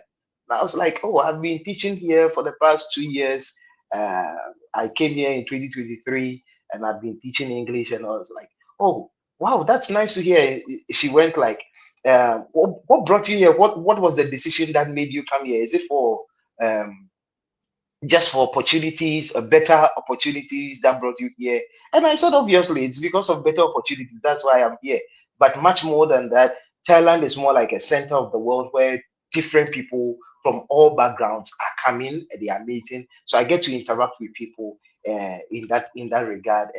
And she was like, "Oh, you have a fully funded scholarship. It means the school is almost paying everything because my deficit for Northern Arizona was $900. Can you imagine? It was just $100. And he was like, the school has paid everything for you. How did you win this scholarship? And I had to explain what I did to her, and she was so happy. And he said, so what will be what you are going to take? And I was like, oh, what will be my major, sort of. And I was like, initially, the truth is, initially, I thought of talking about phonetics, because in language we have these phonetics, morphology, and all those kind of stuff, the syntax and all that. So I thought of talking about phonetics, but I don't know what happened, and I mentioned morphology. When I mentioned morphology, she just looked at me and said, wow, I am also a morphologist. What is morphology? And I was like, hey, where have I gotten myself into? And interestingly, I I could recall this one. It was not part of the interview questions. It wasn't. But by God's grace, I could just then recall what morphology was. And I gave her the response. And she said, oh, that's nice. Can you give me an example of morphology? And I was like, oh my goodness. I gave the example, and she in her what do you call it? Is it cubicle? She in her cubicle, like the bankers. You see how when you go to the bank, somebody is in the cubicle and you are outside. It was just like that. And she just raised her hand and said, give me 5. Immediately she said, give me 5. I said, hey, I pick it. My goodness. I knew, Ben. I knew that no. So God. it's more like those traditional visa interview questions. No. It was totally different. Mine was Hey, nowhere close to it. child. Mine was Hey. nowhere close to it. It was So please, interesting. if you are watching us, you got to prepare for everything. Exactly. You got to Exactly. prepare for everything. Exactly. Whatever course or program you are going into, you have to have a fair idea about it, because you never know the visa officer you are going to meet. Probably the person has been in the school you are going to, or he has lived in the States, or he has your program. Your program. It can change the conversation within a twinkle of an eye. And it did. And Yeah, it's very just true. This reminds me our last week podcast, and the lady, our guest, was also like in Germany. Similar thing happened. So, for instance, if you want to go and read economics in Germany, expect this kind of basic questions, like what is economics? So you can't say you are going to read economics and then we ask you what is economics and then you'll be scratching your head. So please don't just select the program. I think exactly. that has made Kwajo to stand out. He Exactly. didn't just select the program. It's something like it's part of him. He felt it that we have over billions of programs out there, but for this one, dear, if we are like 100 people competing, I'm going to stand out. Well, exactly. And I think that's the idea. That was his mindset. And by the grace of God, he was able to excel through 7 admissions, 3 fully funded scholarship. Charlie, congratulations. Thank you, sir. I wish you were here so that we pipe some champagne some more. You got to pop some champagne. Sure. Your We'll do it. story is very inspiring. Honestly, we hardly hear this, and I have to be frank, we hardly hear this kind of story. All right, so Yeah. continue. Yeah. So immediately she went like, give me 5. I knew that, oh, where we have gotten to. It's like a Methodist singing ya.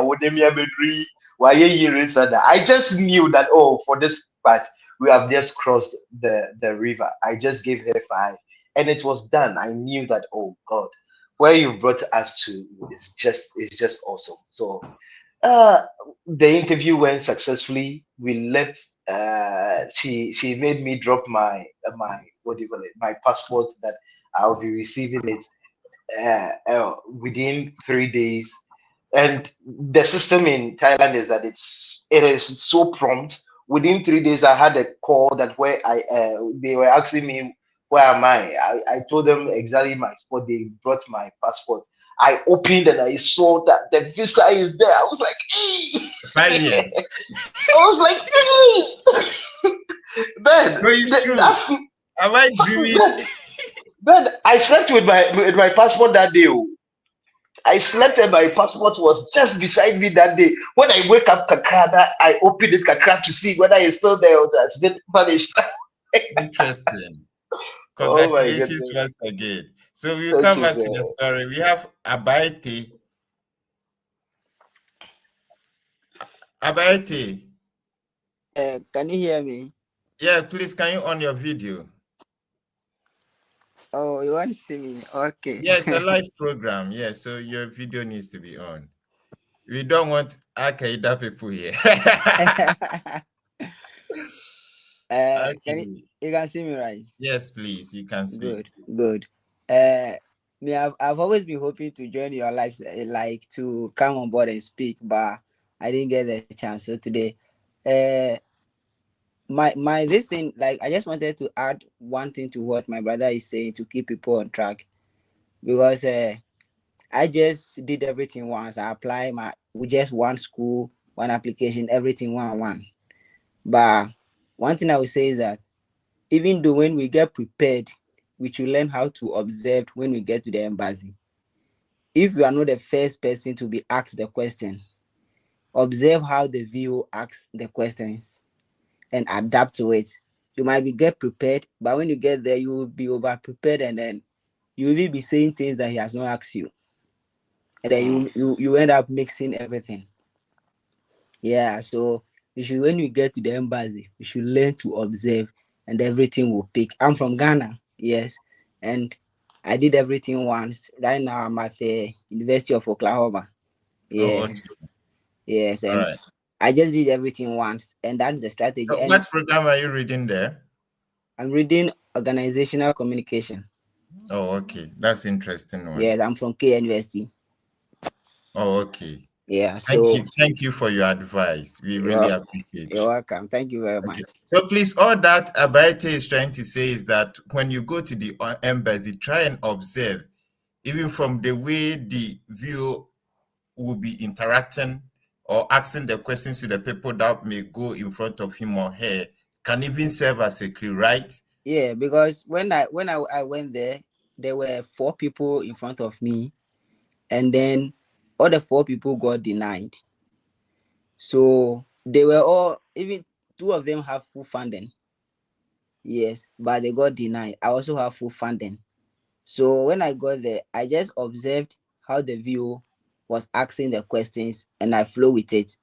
And it was less than just one question he asked, and I had to just nail the head, and then I got everything. So you don't have to, I know you have to prepare, but when you get there, observe and learn, just Okay. adjust to it. Thank you. Thank you for letting us know. We really appreciate. You're welcome. Thank you. Thank you for joining us. Bye. Bye-bye. Yeah.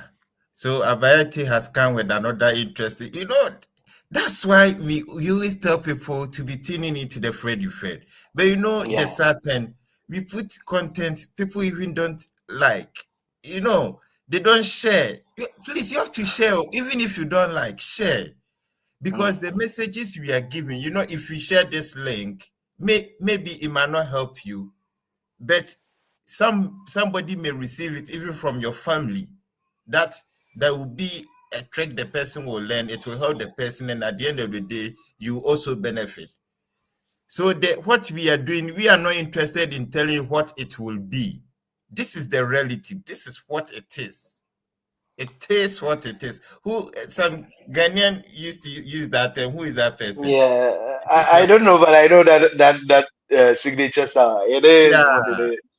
So with the Fred effect, it is what it is. No, but we are not interested in telling you lies for nothing. We bring you people to share their own experience, then you learn from it. So please try and share the link, like, comment, be interactive. Come to our Facebook, ask questions, we'll be responding. Come to our YouTube, we are there. Let's share the link. Let's share. All right. Okay, we have Jojo Aqua. Aqua, can you unmute yourself and on your video or your Hello. camera? Sorry. Yeah. Good Hey, evening. I'm Aqua. actually in bed. It's Suma Cinema Beyond.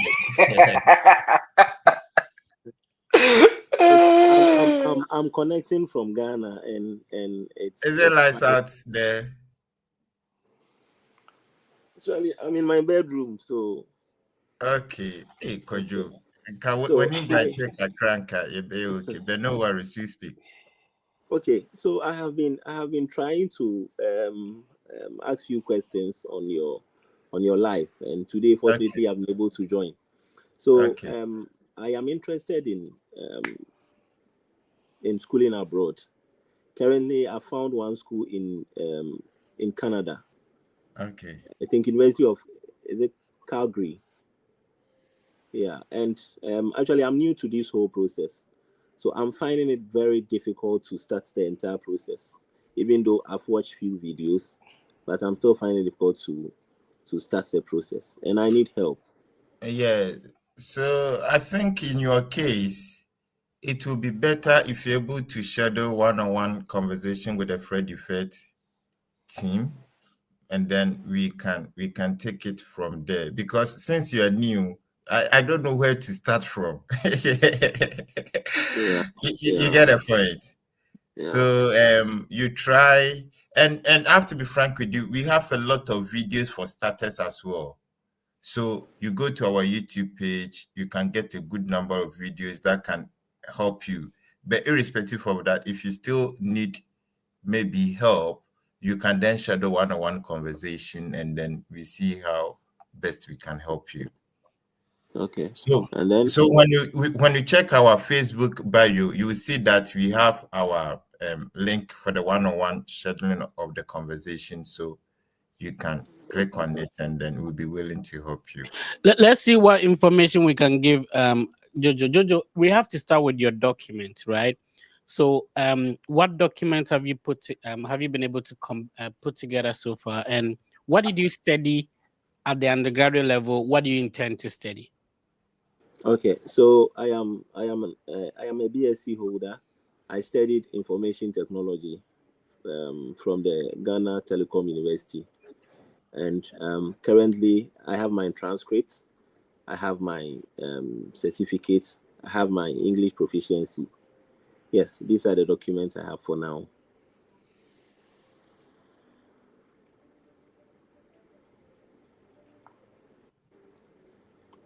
Is that the only document you have at the moment? Yes, please. Yeah, good. So I think you're making some progress. I did not hear passport. I did not hear CV or resume. And I also did not hear Oh, statement of sorry, purpose. These are other documents. sorry. No worries. I have. If you have them, no Okay. problem. These are other documents that you need to put together.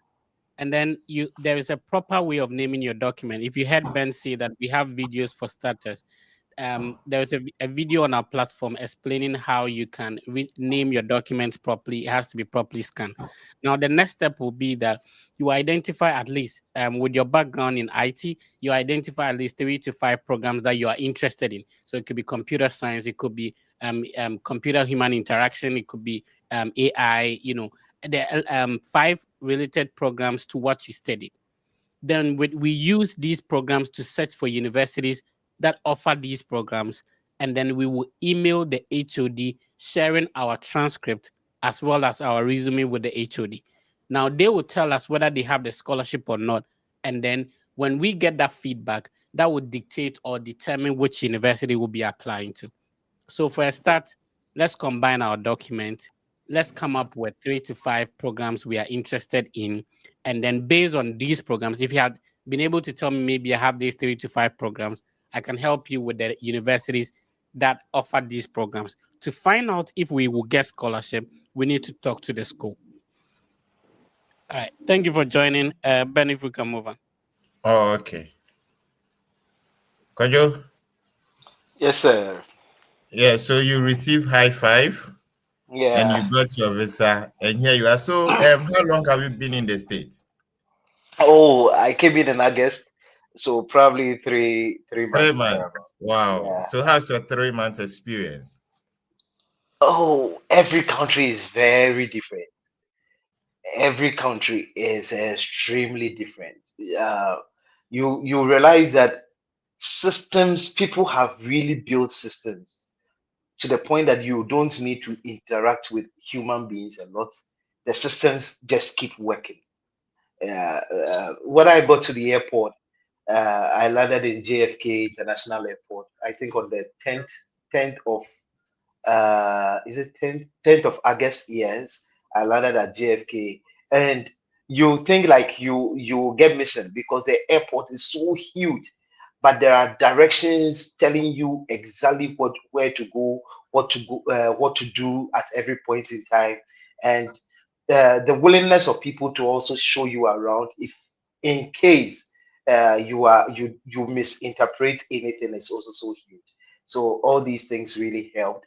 I won't ever forget when I was carrying my no even at JFK I didn't have to carry because I had to get another airline from JFK.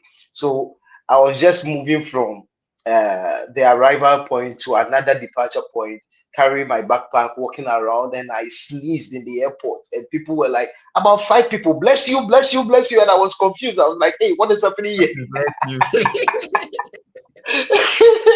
I was like, hey, what is happening here? I was like, oh my goodness. You see that people are really different and all those kind of stuff. Food is different. Uh, what we eat is so much different from what the whites eat here. But you have to try and find yourself and adjust to it. Okay. All right. So thank you so much. I think so far so good. We've been able to hit on most of the most important aspect of it. So now let's try to look at some of the things we missed out. So you mentioned code email. Yes. So what are some of the things that are supposed to, what are some of the ingredients that should go into the code email to make it very cold to the extent Yeah, that as soon as the professor read, it will catch him like that? exactly. It's very important because um, then if you look at the number of schools I wrote down, they are over 50. There are over 50 schools that I targeted when I was writing down the schools I would love to apply to. Now, I started then sending cold emails because I wanted to see those who will give me response. Because there are some websites you go on, you are not really sure whether they give funding or they don't give funding. There are schools that you go on, it is clearly stated that all admitted students receive funding. For those schools, I think cold emails will not do because all you may send a cold email just for building relationship. But for me, if there were, for example, where I am now, Southern Illinois University, I didn't send any cold email to anyone. Everything I needed was stated clearly on the university website. So I didn't send cold emails. Where I had doubts, I sent cold emails. And for the cold emails that I sent, I talked about myself. People should understand. Me, my brother, my sister, just get to understand that when you are sending us a cold email, you are selling yourself. You are just putting up a pitch, telling yourself that look, I'm a good candidate suitable for your program. So that is what I did. I introduced myself, talked about my background, uh, my academics, where I was currently, and then I spoke about the fact that I'm interested in your program, looking at what you are doing in your university, and you should have read things in the university website to understand exactly what they are doing. So I spoke about my background and how their program will benefit me. And schools that didn't have a clear explanation about whether they had funding or they didn't have, I'll go ahead and ask them that, oh, is there funding available? There are some schools which reached out to me and say that there are no funding. There is no funding available. There are some schools which told me that they are unsure because of the political situation. So if I had written your name that you are a possible school I'll apply to, and you give me an feedback that you are not sure about, I will not spend my $65 on application in that school. I'll look for a different school. So those were the things that went into the cold email. Yeah, thank you so much. So now this one too is very quick. Now looking at all the schools that you applied to, did you pay for admission fee? Sorry, Yes, application fee yes, I did. for all For the all the seven 17 schools. Yes, for all the 17 schools I applied to, I paid for application fee. I I I am in no way discouraging free application, but the schools I had then identified that they had funding, I could get admission into those schools. All of them were asking that you pay, so I paid. There Oh, was not any of them which gave free application. Yeah. interesting. And did you have to apply for the scholarship separate, or For it's simultaneous to the application? okay, so for Southern Illinois, I didn't apply anything separately. It was just my SOP that I submitted with all other relevant documents that I submitted. I didn't have to add any other documents to it. But for Northern Arizona, as part of your application, you will tick a box whether you should be considered for funding. So when you tick a box, another pop-up will come where you have to fill some details and write another essay for the funding. So that was done. How in Minnesota State University, for example, that one I had to do a video of myself, imagining myself teaching as part of my application to them. But you see, Ben, my mindset was that none of these things that they asked of me was worth $50,000. Exactly. I see. That was my mindset. This you can be a great businessman. Please, I don't know if you are getting the angle that Kwajo is coming from. He realized that the scholarship he's supposed to get is around 50,000 USD. Now, he paying $100 for application fee shouldn't scare him because he is looking at 50,000. So, assuming he gets the scholarship 50,000, if he subtracts $100 from the 50,000, he's still making plenty profit. And that was the Exactly. strategy he used. So Exactly. he was not limited, or he didn't let that $100 or $150 scare him. No, Or but even rather the even the what do you 50,000 was the motivation. exactly. But if they tell you to do a We video, need you at Ghana Parliament. Tell him then if they the institution is too much. but if they tell you to do a video and come for $50,000 and you are complaining, Charlie, Charlie, you see the dimension of I because get your point, bro. exactly because Everything says, and not, we like giving excuses too much, and that is our problem. yeah Somebody will just open the link. Oh, $50. Oh, I'm not going to apply. Oh, $100. What about I get denied? yeah So just watch. What are you getting from this $100? That's why you need to be sure, like Kwajo did. So he yeah took his time. He researched. This is a pure research. So it's not like everybody is applying. He wants to oh apply. no no And no the no funny thing is that he had already received his share of rejections. So then exactly he needs to exactly learn. So let's talk a bit about that. How did these rejections help you in your well, subsequent application? Well, Ben, as I indicated at the beginning of our conversation, the rejections there, when you when you get them, it can break your heart. It can make you feel like because then when you get an email, you look at it from some angle of your eye. You look at it some way to see what exactly is there, and you see that oh they have rejected you or they are not giving you the needed funding or anything, and you are like oh. But for me, I should be honest that I had to blame myself Because my first application, Ben, if I put it on your table, you are not even an admission officer, but then if I send you the packet Uh, that I sent to them, you throw it I'll away, just do and this. I tell you, you throw it away and write that this student, if he applies even next year, still reject him because I didn't do any But I thorough think work. you are trying to be as honest as you. I wish Oh everybody yes. is like you. You know, it's like Oh, in school. Those days, if we get 40, 50, teacher has given me 40, 50. You don't say I have exactly. 40, 50, 40. Oh. No, no, no, And no, when no, you no, no, get sir. 90, 95, oh, then you see, those days I The remember motivate, our the motivate. exam paper will be on our forehead. Then even if we meet somebody, the person is not willing to know, oh, this is my exam paper. But if you get Exactly, 20, 30, you fold it, you put it at the back of your pocket. exactly, But I'm happy you exactly. are accepting the blame that Oh you yes, caused. yes, yeah. I. It wasn't any school which rejected me. I did a terrible job. Then I applied to the point that I remember I even applied to some certificate programs. I didn't take my time to Were you understand. desperate? I wasn't desperate, but I didn't learn. I Okay. didn't learn what was expected of me.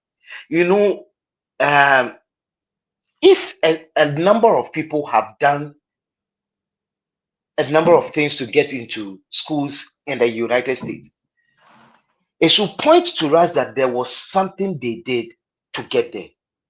But to be honest with you, I didn't do those things. I applied to schools at random. I see this school, I hear free application here, and I say that, oh, because it's free application, I'm going to put in my application. I didn't write any good SOP. The blame was on me rather than on anyone. It was really, really, really on me. I made terrible decisions. I made terrible choices. Probably by this year, I would have been completing, or I would have been in my second year. But because of my terrible choices, I had to go back. But it spurred me on. And I had watched other interviews, and I said to myself that, okay, so these people are doing these things. And this is what the number of Ghanaians who are in US studying, the number of Kenyans who are in US studying, the number of Nigerians, South Africans, all over Africa, Indians, what do you call it, who are here studying, it will blow your mind. All of them had to do something. That something is what I refused to do in my first application. And around January, I said to myself that no, I have to sit down and start again, because it was something I knew that it will bless my future, it will elevate my future, it will elevate me. So I said to myself that I have to now sit up and do something right. And that's where I now started watching all the videos like this podcast again to hear what people are doing. I went to see Kesford Oyine's YouTube channel. How did people win their scholarship? I got to know that almost all of them did something, and that is what I refused to do. So it was then I started sitting down. It's, to be honest with you, I want to encourage people that it is not an easy thing. It will stretch you, it will take much of your time, but as I will keep saying in this podcast, there is all the things that you will go through, none of them should be worth the $50,000, the $43,000, the $47,000 of free tuition cancelled, health insurance given to you free of charge, giving you stipends on top. Ah, none of them. Ah, when I sat down and I realized that this demands this kind of work and attention, I said to myself that no, I would put in the work, and I know it will. Look, if you are a Christian, if you are a Muslim, whatever religion, there is a place prayer takes you to, and there is a place hard work and prayer, when they come together, you will see the result. Look, God is Faith not a without words is is dead. Is dead. Absolutely. Absolutely. And that is where sometimes we are so encouraged in our faith that, oh, this year, dear, I will come some. Yes, you will come. put in the work, you will get it. That you have to put in the work, put in your faith. Let faith and work clash, and the result will amaze you. Because that is what took me there. The faith and the works just came together, and they produced wonderful results for me. Because without that, Ben, I would still have been at where I was. Without faith and works, Kwajo would have still been teaching in Thailand. Yeah. But you know, one thing Kwajo wanted to say, but I think he said it indirectly. Let me be bold and say, because now Kwajo is on our shoulder. All that Kwajo wanted to say from the beginning is that there is a country and there is a country. Oh, mercy on my head. Difference. So Oh, there is difference. So yeah, you yeah, get to think twice. There is a country and there is a country. So you yeah. get to think twice. So Kwajo, the point is that there are some of us that have gone through a lot of rejections, and because of that, we are demotivated. We don't want to even hear anything about study abroad. Mm. And before you go, how do we overcome our rejections? What the first thing I would Okay. okay, the first thing I would say is that accept the rejection that came. Accept it. Some people have still not forgiven themselves for whatever reason that caused the denial or rejection. Accept that it has happened, but say to yourself that it is not the end of the journey. As far as tomorrow exists, you can do something different. If you do the same thing over a period of time, don't expect a different result. So once you are not expecting a different result, then don't still do the same thing. So ask yourself that no, I have done the wrong thing, I've made the wrong choices. Accept it. Where you think that you went wrong, own up, because it is easier for you to say that, oh, visa officer need deny me, but ask yourself, what was my contribution? What did I say wrong? Oh, school need deny me. Full funding. They said they will give me full funding. They didn't give me full funding. What did I do wrong? Look for those loopholes where you probably went wrong and come and reassess yourself. Probably there was a school you applied to. It wasn't clearly stated that they even give funding. They never said that they give funding, but you saw free application and you applied, thinking that because they are giving you free application, it will end up in funding. But the school does not give the funding. So look at the loopholes of where you did something wrong. And once you are confident of, once you identify those areas, now start reworking on them again. Luckily, we are still in the application period. It is not too late for somebody to put in a very good application to get the desired results that the person wants. It is never too late. We are just in November. Most application deadlines, the first priority deadlines will start in somewhere December thereabout. So we are in early November, 8th of November. You can just put yourself together and start looking at it all over again. It shouldn't discourage you. Yes, you have lost some money. Yes, you have. Even those who stake bets and lotto and all that, they are not discouraged by the past money that the betting system took away from them. The following weekend they will stake again. So don't be discouraged. This is no lottery. I remember when we were kids, my grandma was like, there was a man who was deaf and he was able to speak just because of Lotto. He went to stick to sure, and I think it was 80-27, and it came like, let's say 80-26. So I was like, hey, look to you before you realize he is speaking.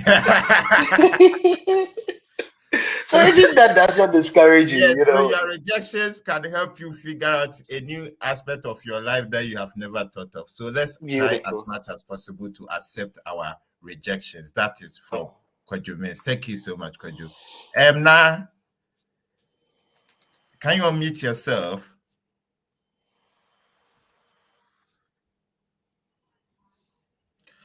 Okay, it's like Na has problem with her internet connection. So Kwadwo, this is a quick one. Maybe somebody too is want to also follow your steps now. The first also want to go and day. I'm speaking pidgin so that at least our Nigerians too can now flow. The Nigerians, please, we've not been hearing from you.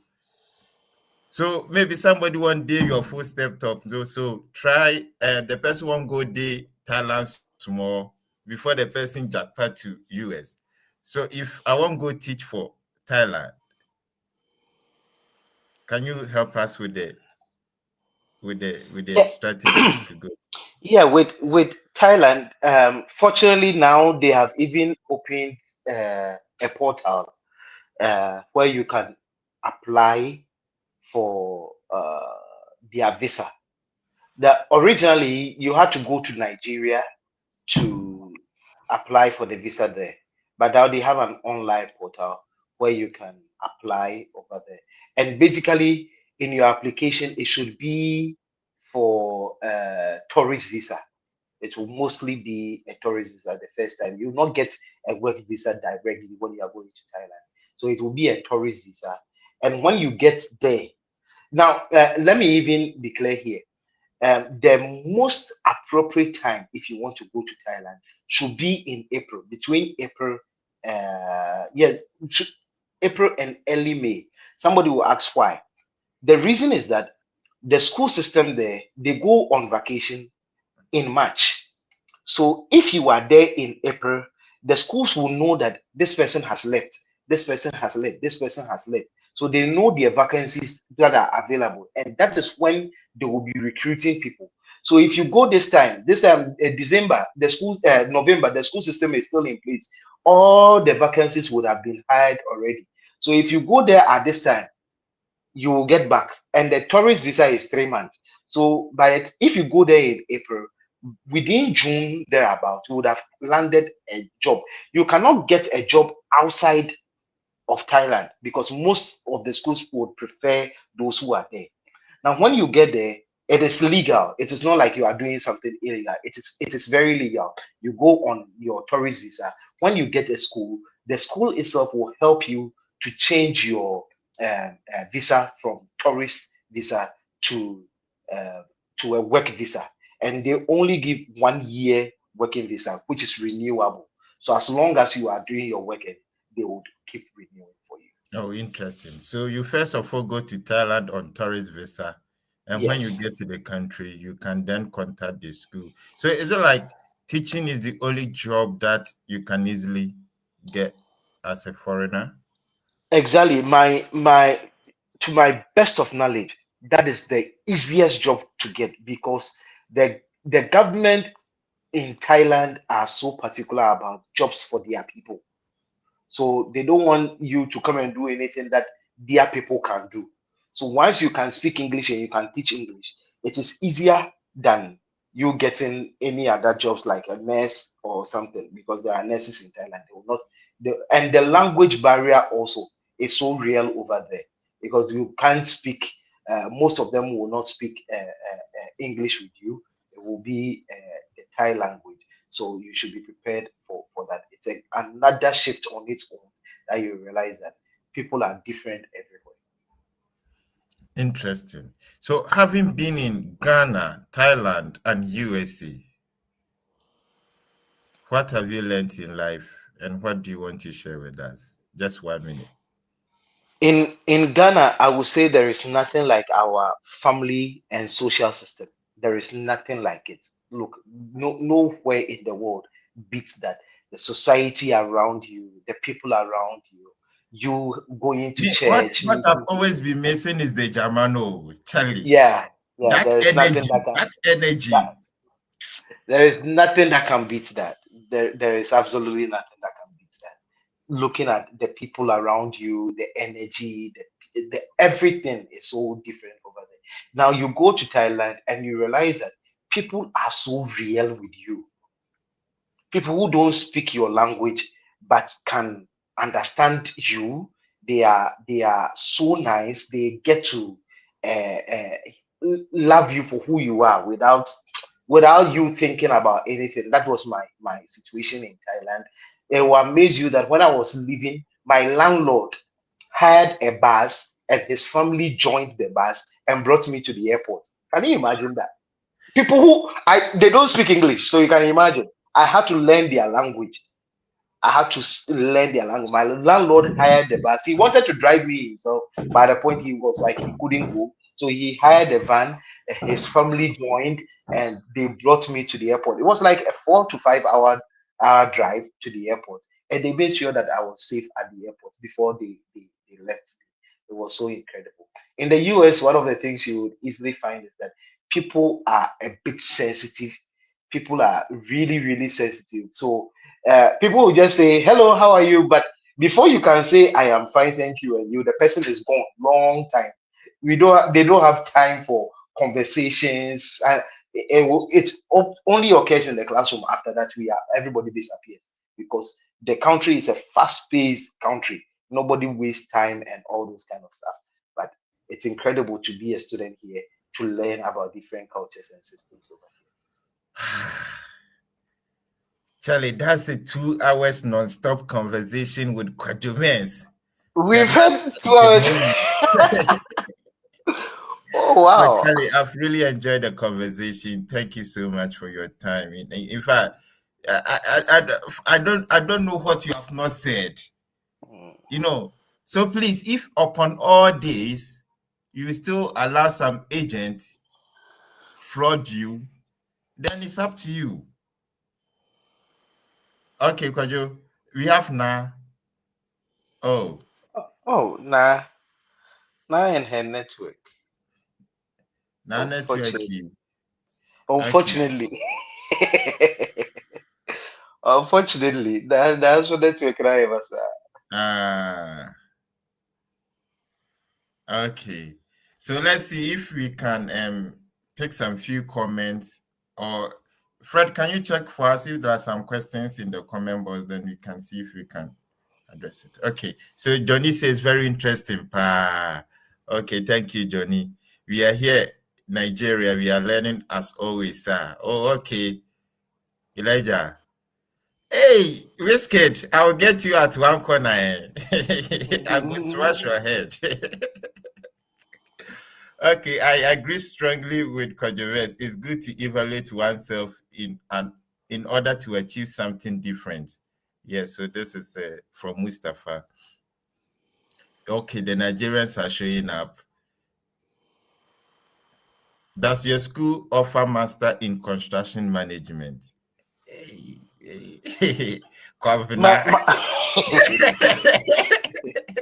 My school is Southern Illinois University. My school is Southern Illinois University. What I can do for you is to tell you the school. Kindly visit the what do you call it? The school website and see. I will not know. Come now, pay free, pal. I tell you.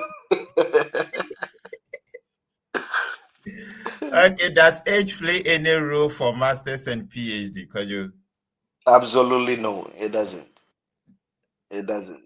So Quick please, one. if you want to do it, please go ahead and do it. Okay. This is from Peter Sana. You may also try seeking for recommendation letters from previous organization you have worked with. Okay, so this is a free test from Peter Sana. He's saying that if you have worked with any organization, you can also seek recommendation letters from them. Thank you, Sana, for that advice.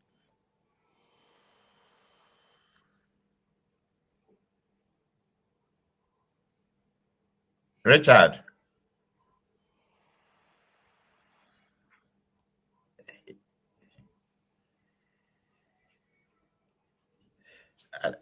Okay, Kwajo is very intelligent man. Kwajo, with the 3.2.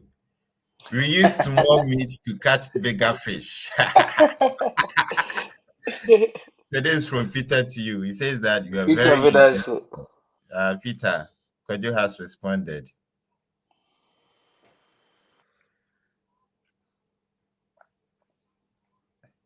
Oh, finally, now he's on board. Now unmute yourself before your network takes you off. Unmute yourself. If you can hear us, unmute yourself now. Okay. Yeah, now, how are you? Yeah, my network is very good. But I'll try and speak so that you can hear me. Thank you, Okay. Kojomens, for the educative content. And then to Fred too. I would like to ask, I'm interested in the teaching English to speakers of other language, but I have a bachelor's degree in French education. So I want to pursue a master's in English so that I can become bilingual.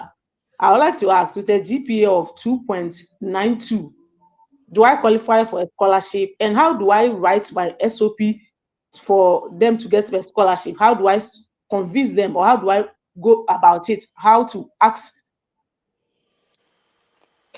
Oh, oh, Nah, that. nice. It has people following you. Don't worry, that's network. That's how it can be. So I think, Kwajo, you had at least 3 areas of a question.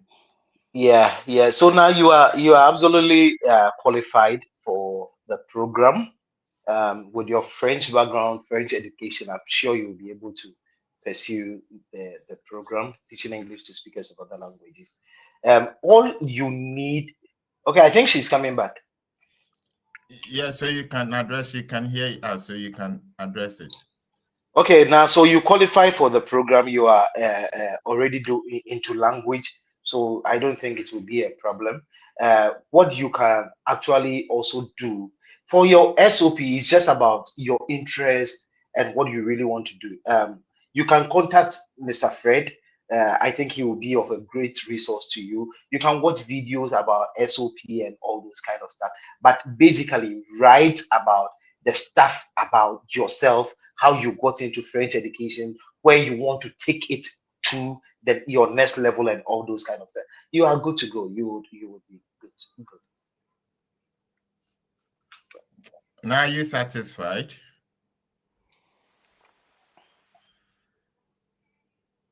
Now, can you unmute yourself?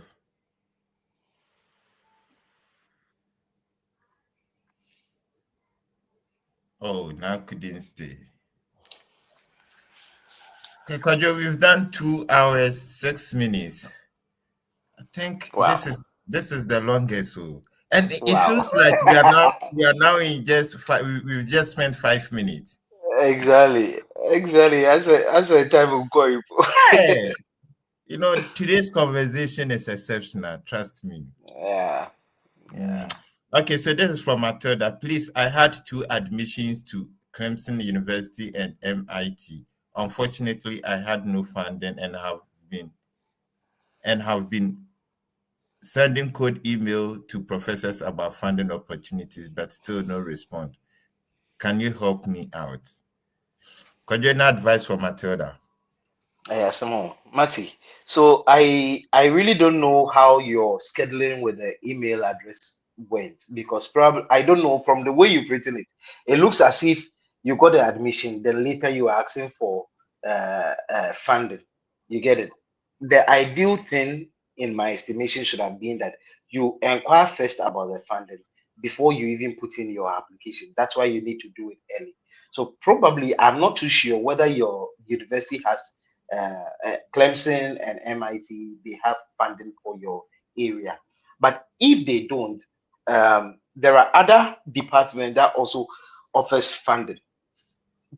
So you can go to your university website again and check the areas where you can just check graduate assistantships, and you will see other areas which are non-academic. For example, you could be working in the dining hall or other areas of the school, administration and all those kind of stuff. Don't forget that there is graduate teaching assistantship, there is graduate research assistantship, and there is graduate administrative assistantship. So there could be other administrative roles in other areas. What I will advise you to do is to look at other opportunities in your school, other areas in your school, to see if they have funding for you in your case. But if not, you can still come back. The year has not gone much. You can still come back and evaluate whatever you did, and look for different schools and see how you can make it through. Okay. Yeah, I think that's nice one. So and then maybe Matilda, you can try and then ask different departments within the same university and see. Maybe some departments may have funding opportunities and which have not been utilized yet. So on that note, if you are lucky, you can access that one. So this has become my every Saturday date time. I love this session. Is the timing good for funding right about now, or what will be your advice as to when we should apply? Oh, okay, is the timing good for? So Shadrach wants to know if this timing is good for applying for funding, or is it when is it advisable to apply? Yeah, Yeah, I think we are selling for for fall fall, for 2020. fall, Yeah. for fall, it's always good to target um August, September, October, November applications opening, because that one the decisions come early. By February, March, decisions will be out. Then you can know your left from right. I want to apply for PhD at Minnesota State University. Do I have to add my undergraduate transcript or just my master's transcript? I think all this will be, if you check the application requirement, all these things should be clear over there. Exactly. Maybe sometimes some portal will be like, if you add education, it will tell you you can add another education background. So if there is that option, adding it wouldn't change anything. So you can add it and then be free. So this name, GB3 Vibes, is it Gobe? Gobe Vibes? Or this guy will like Gobe. So Gobe Vibes. If the portal is flexible such that you can add extra educational background, just add it and save yourself from this thinking. You'll be fine. Okay. Yeah, so far so good, Kwaju. Gradually, we are coming to an end of this powerful Study Abroad podcast. Yeah, personally, I've learned a lot. That I'm sure is going to help me. So if somebody wants to reach out to you, is it possible? Oh, my Facebook handle is Hymnist Nathaniel Mensah. Hymnist. Yes, I sing a lot of hymns actually, so that's why I have that. So my Facebook is Hymnist Nathaniel Mensah. You should find me there. And if you have any question that I can be of help out. Okay, so we want to, after the program, we'll do a draw, and the one that will win is going to be mentored. Will you be free to mentor that person? Oh, I'll be happy to. I'll be happy for someone to say, oh, today we have had promise from Kwajumens. So I'll be happy for someone to say, oh, then you know what you're supposed to do. The question is, what do you know about studying abroad? Put your answer in the comment section and you qualify to be part of the draw. And if you become the lucky winner, Kwajumens is going to be your mentor. So we are just waiting. So the question is, what do you know about studying abroad? So just type your answer in the comment box and you qualify to be part of the draw. And if you become the lucky winner, Kwajumens will mentor you through the process. Wherever you've got into, just put everything at his shoulders and he's ready to assist you through. So we are waiting for your answers. Please be fast because at this moment we are trying to wrap things up. So Kwaju, what haven't you said? I think Makani, I've said everything. No, I think there's that little one that you want to go and how do we say it? The Obama, the oil that was left. He says, I want to eat with my Sunday we die. That little one that you want to take home and spend with your family. Just try and let us know. Yes. Mr. Fred will always say there is a school for everyone. Look, your GPA should not break your heart that you will not be able to make it. Actually, you cannot do anything about your GPA once you have completed schooling. You can't do anything about it. But your SOP, you can push in to the point that when the Bruni is reading, you feel like, oh, that something could have happened that the person couldn't get a very strong GPA, but he is good, very good in academically. So spend time on your SOP. Spend considerable time on your SOP. It is what will stand out, will help you stand out. And if you are an African, with all the things you have gone through from childhood to adulthood, let's say by age 25 up to 30, and all the things you have gone through in the hands of Kwame Nkrumah, in the hands of Jerry Rawlings, in the hands of Kufuor, Nanado, John Mahama, and you cannot write anything about SOP. No, no, no, no. This is not yours. You should sit down. You can get it. You can put things together. How this country has moved and it has impacted on your education. You can put all these things together to write a solid SOP, push it there for someone to say, he has touched my heart. Let me give him 50,000 scholarship. Look, it can be done. All that you have gone through in the hands of Paul Biya, Tinubu, Nelson Mandela, everything, put everything together and write a comprehensive SOP. It is not beyond you. You can really, really do it and do it well. Study abroad. Let's take it from the notion of those who think they are the rich or they are the powerful in the society. It's for everybody. Me, I'm just like everyone. I'm not specialized person. I'm just normal, a normal average student, not a huge, a very good student. No, I'm just the average student. So you can make it. You can do it. Thank you so much. So, Kwadwo is trying to say that try as much as possible and put all your energy in your SOP, and through that you'll be able to secure full scholarship. Kwadwo, we want to say thank you so much, and our winner for today is SK26. Hey, Radu. Nana, Yes. na SK2 there. So SK2, what you have to do is that, before that, we just want to say congratulations for winning the mentee of the week. So what you have to do is that you send us a message via the Freddy Fet Instagram page. So we will get in touch with you and then we will try and connect you to Kwadwo so that he mentors you through the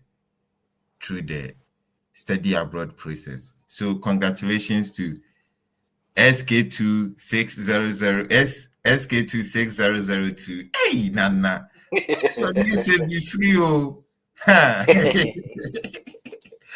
All right. So, Kwadwo, on behalf of the Freddy Fed team, we want to say a big thank you for your time. In fact, you have really opened our eyes today. We wish you all the best in your future endeavor. And you are just 3 months old in US.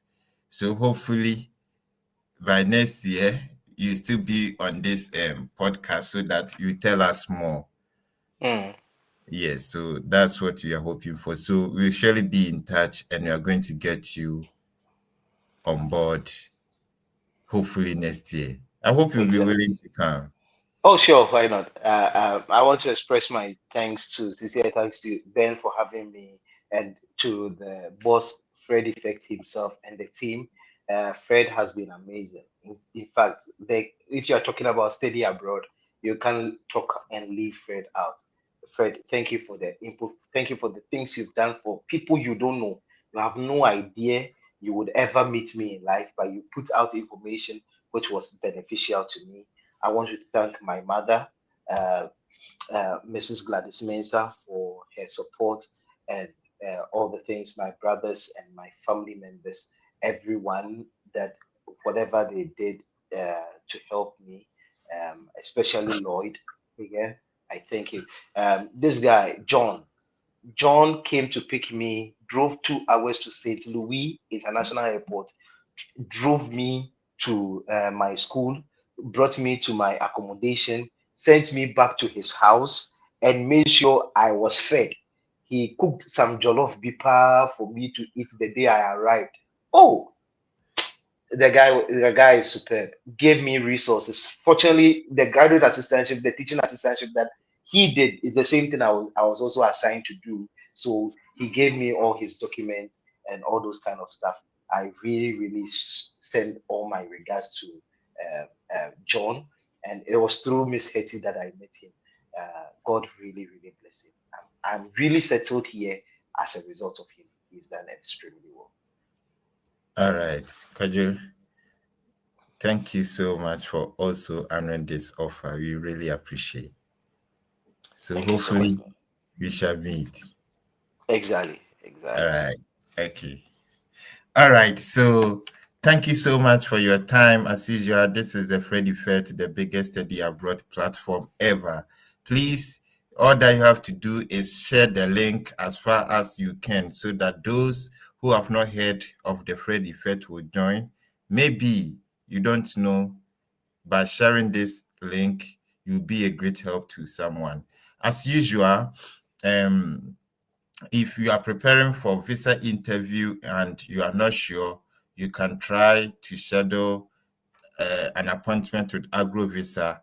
They are what they do is that they are former visa officers, and they really have the expertise, so they can guide you what you are supposed to say and what you are not supposed to say. So that we have the link. Try and then book a consultation with them, and everything will fine with you. So thank you very much for your time. We really appreciate, and God willing, we shall meet same time next week. See you.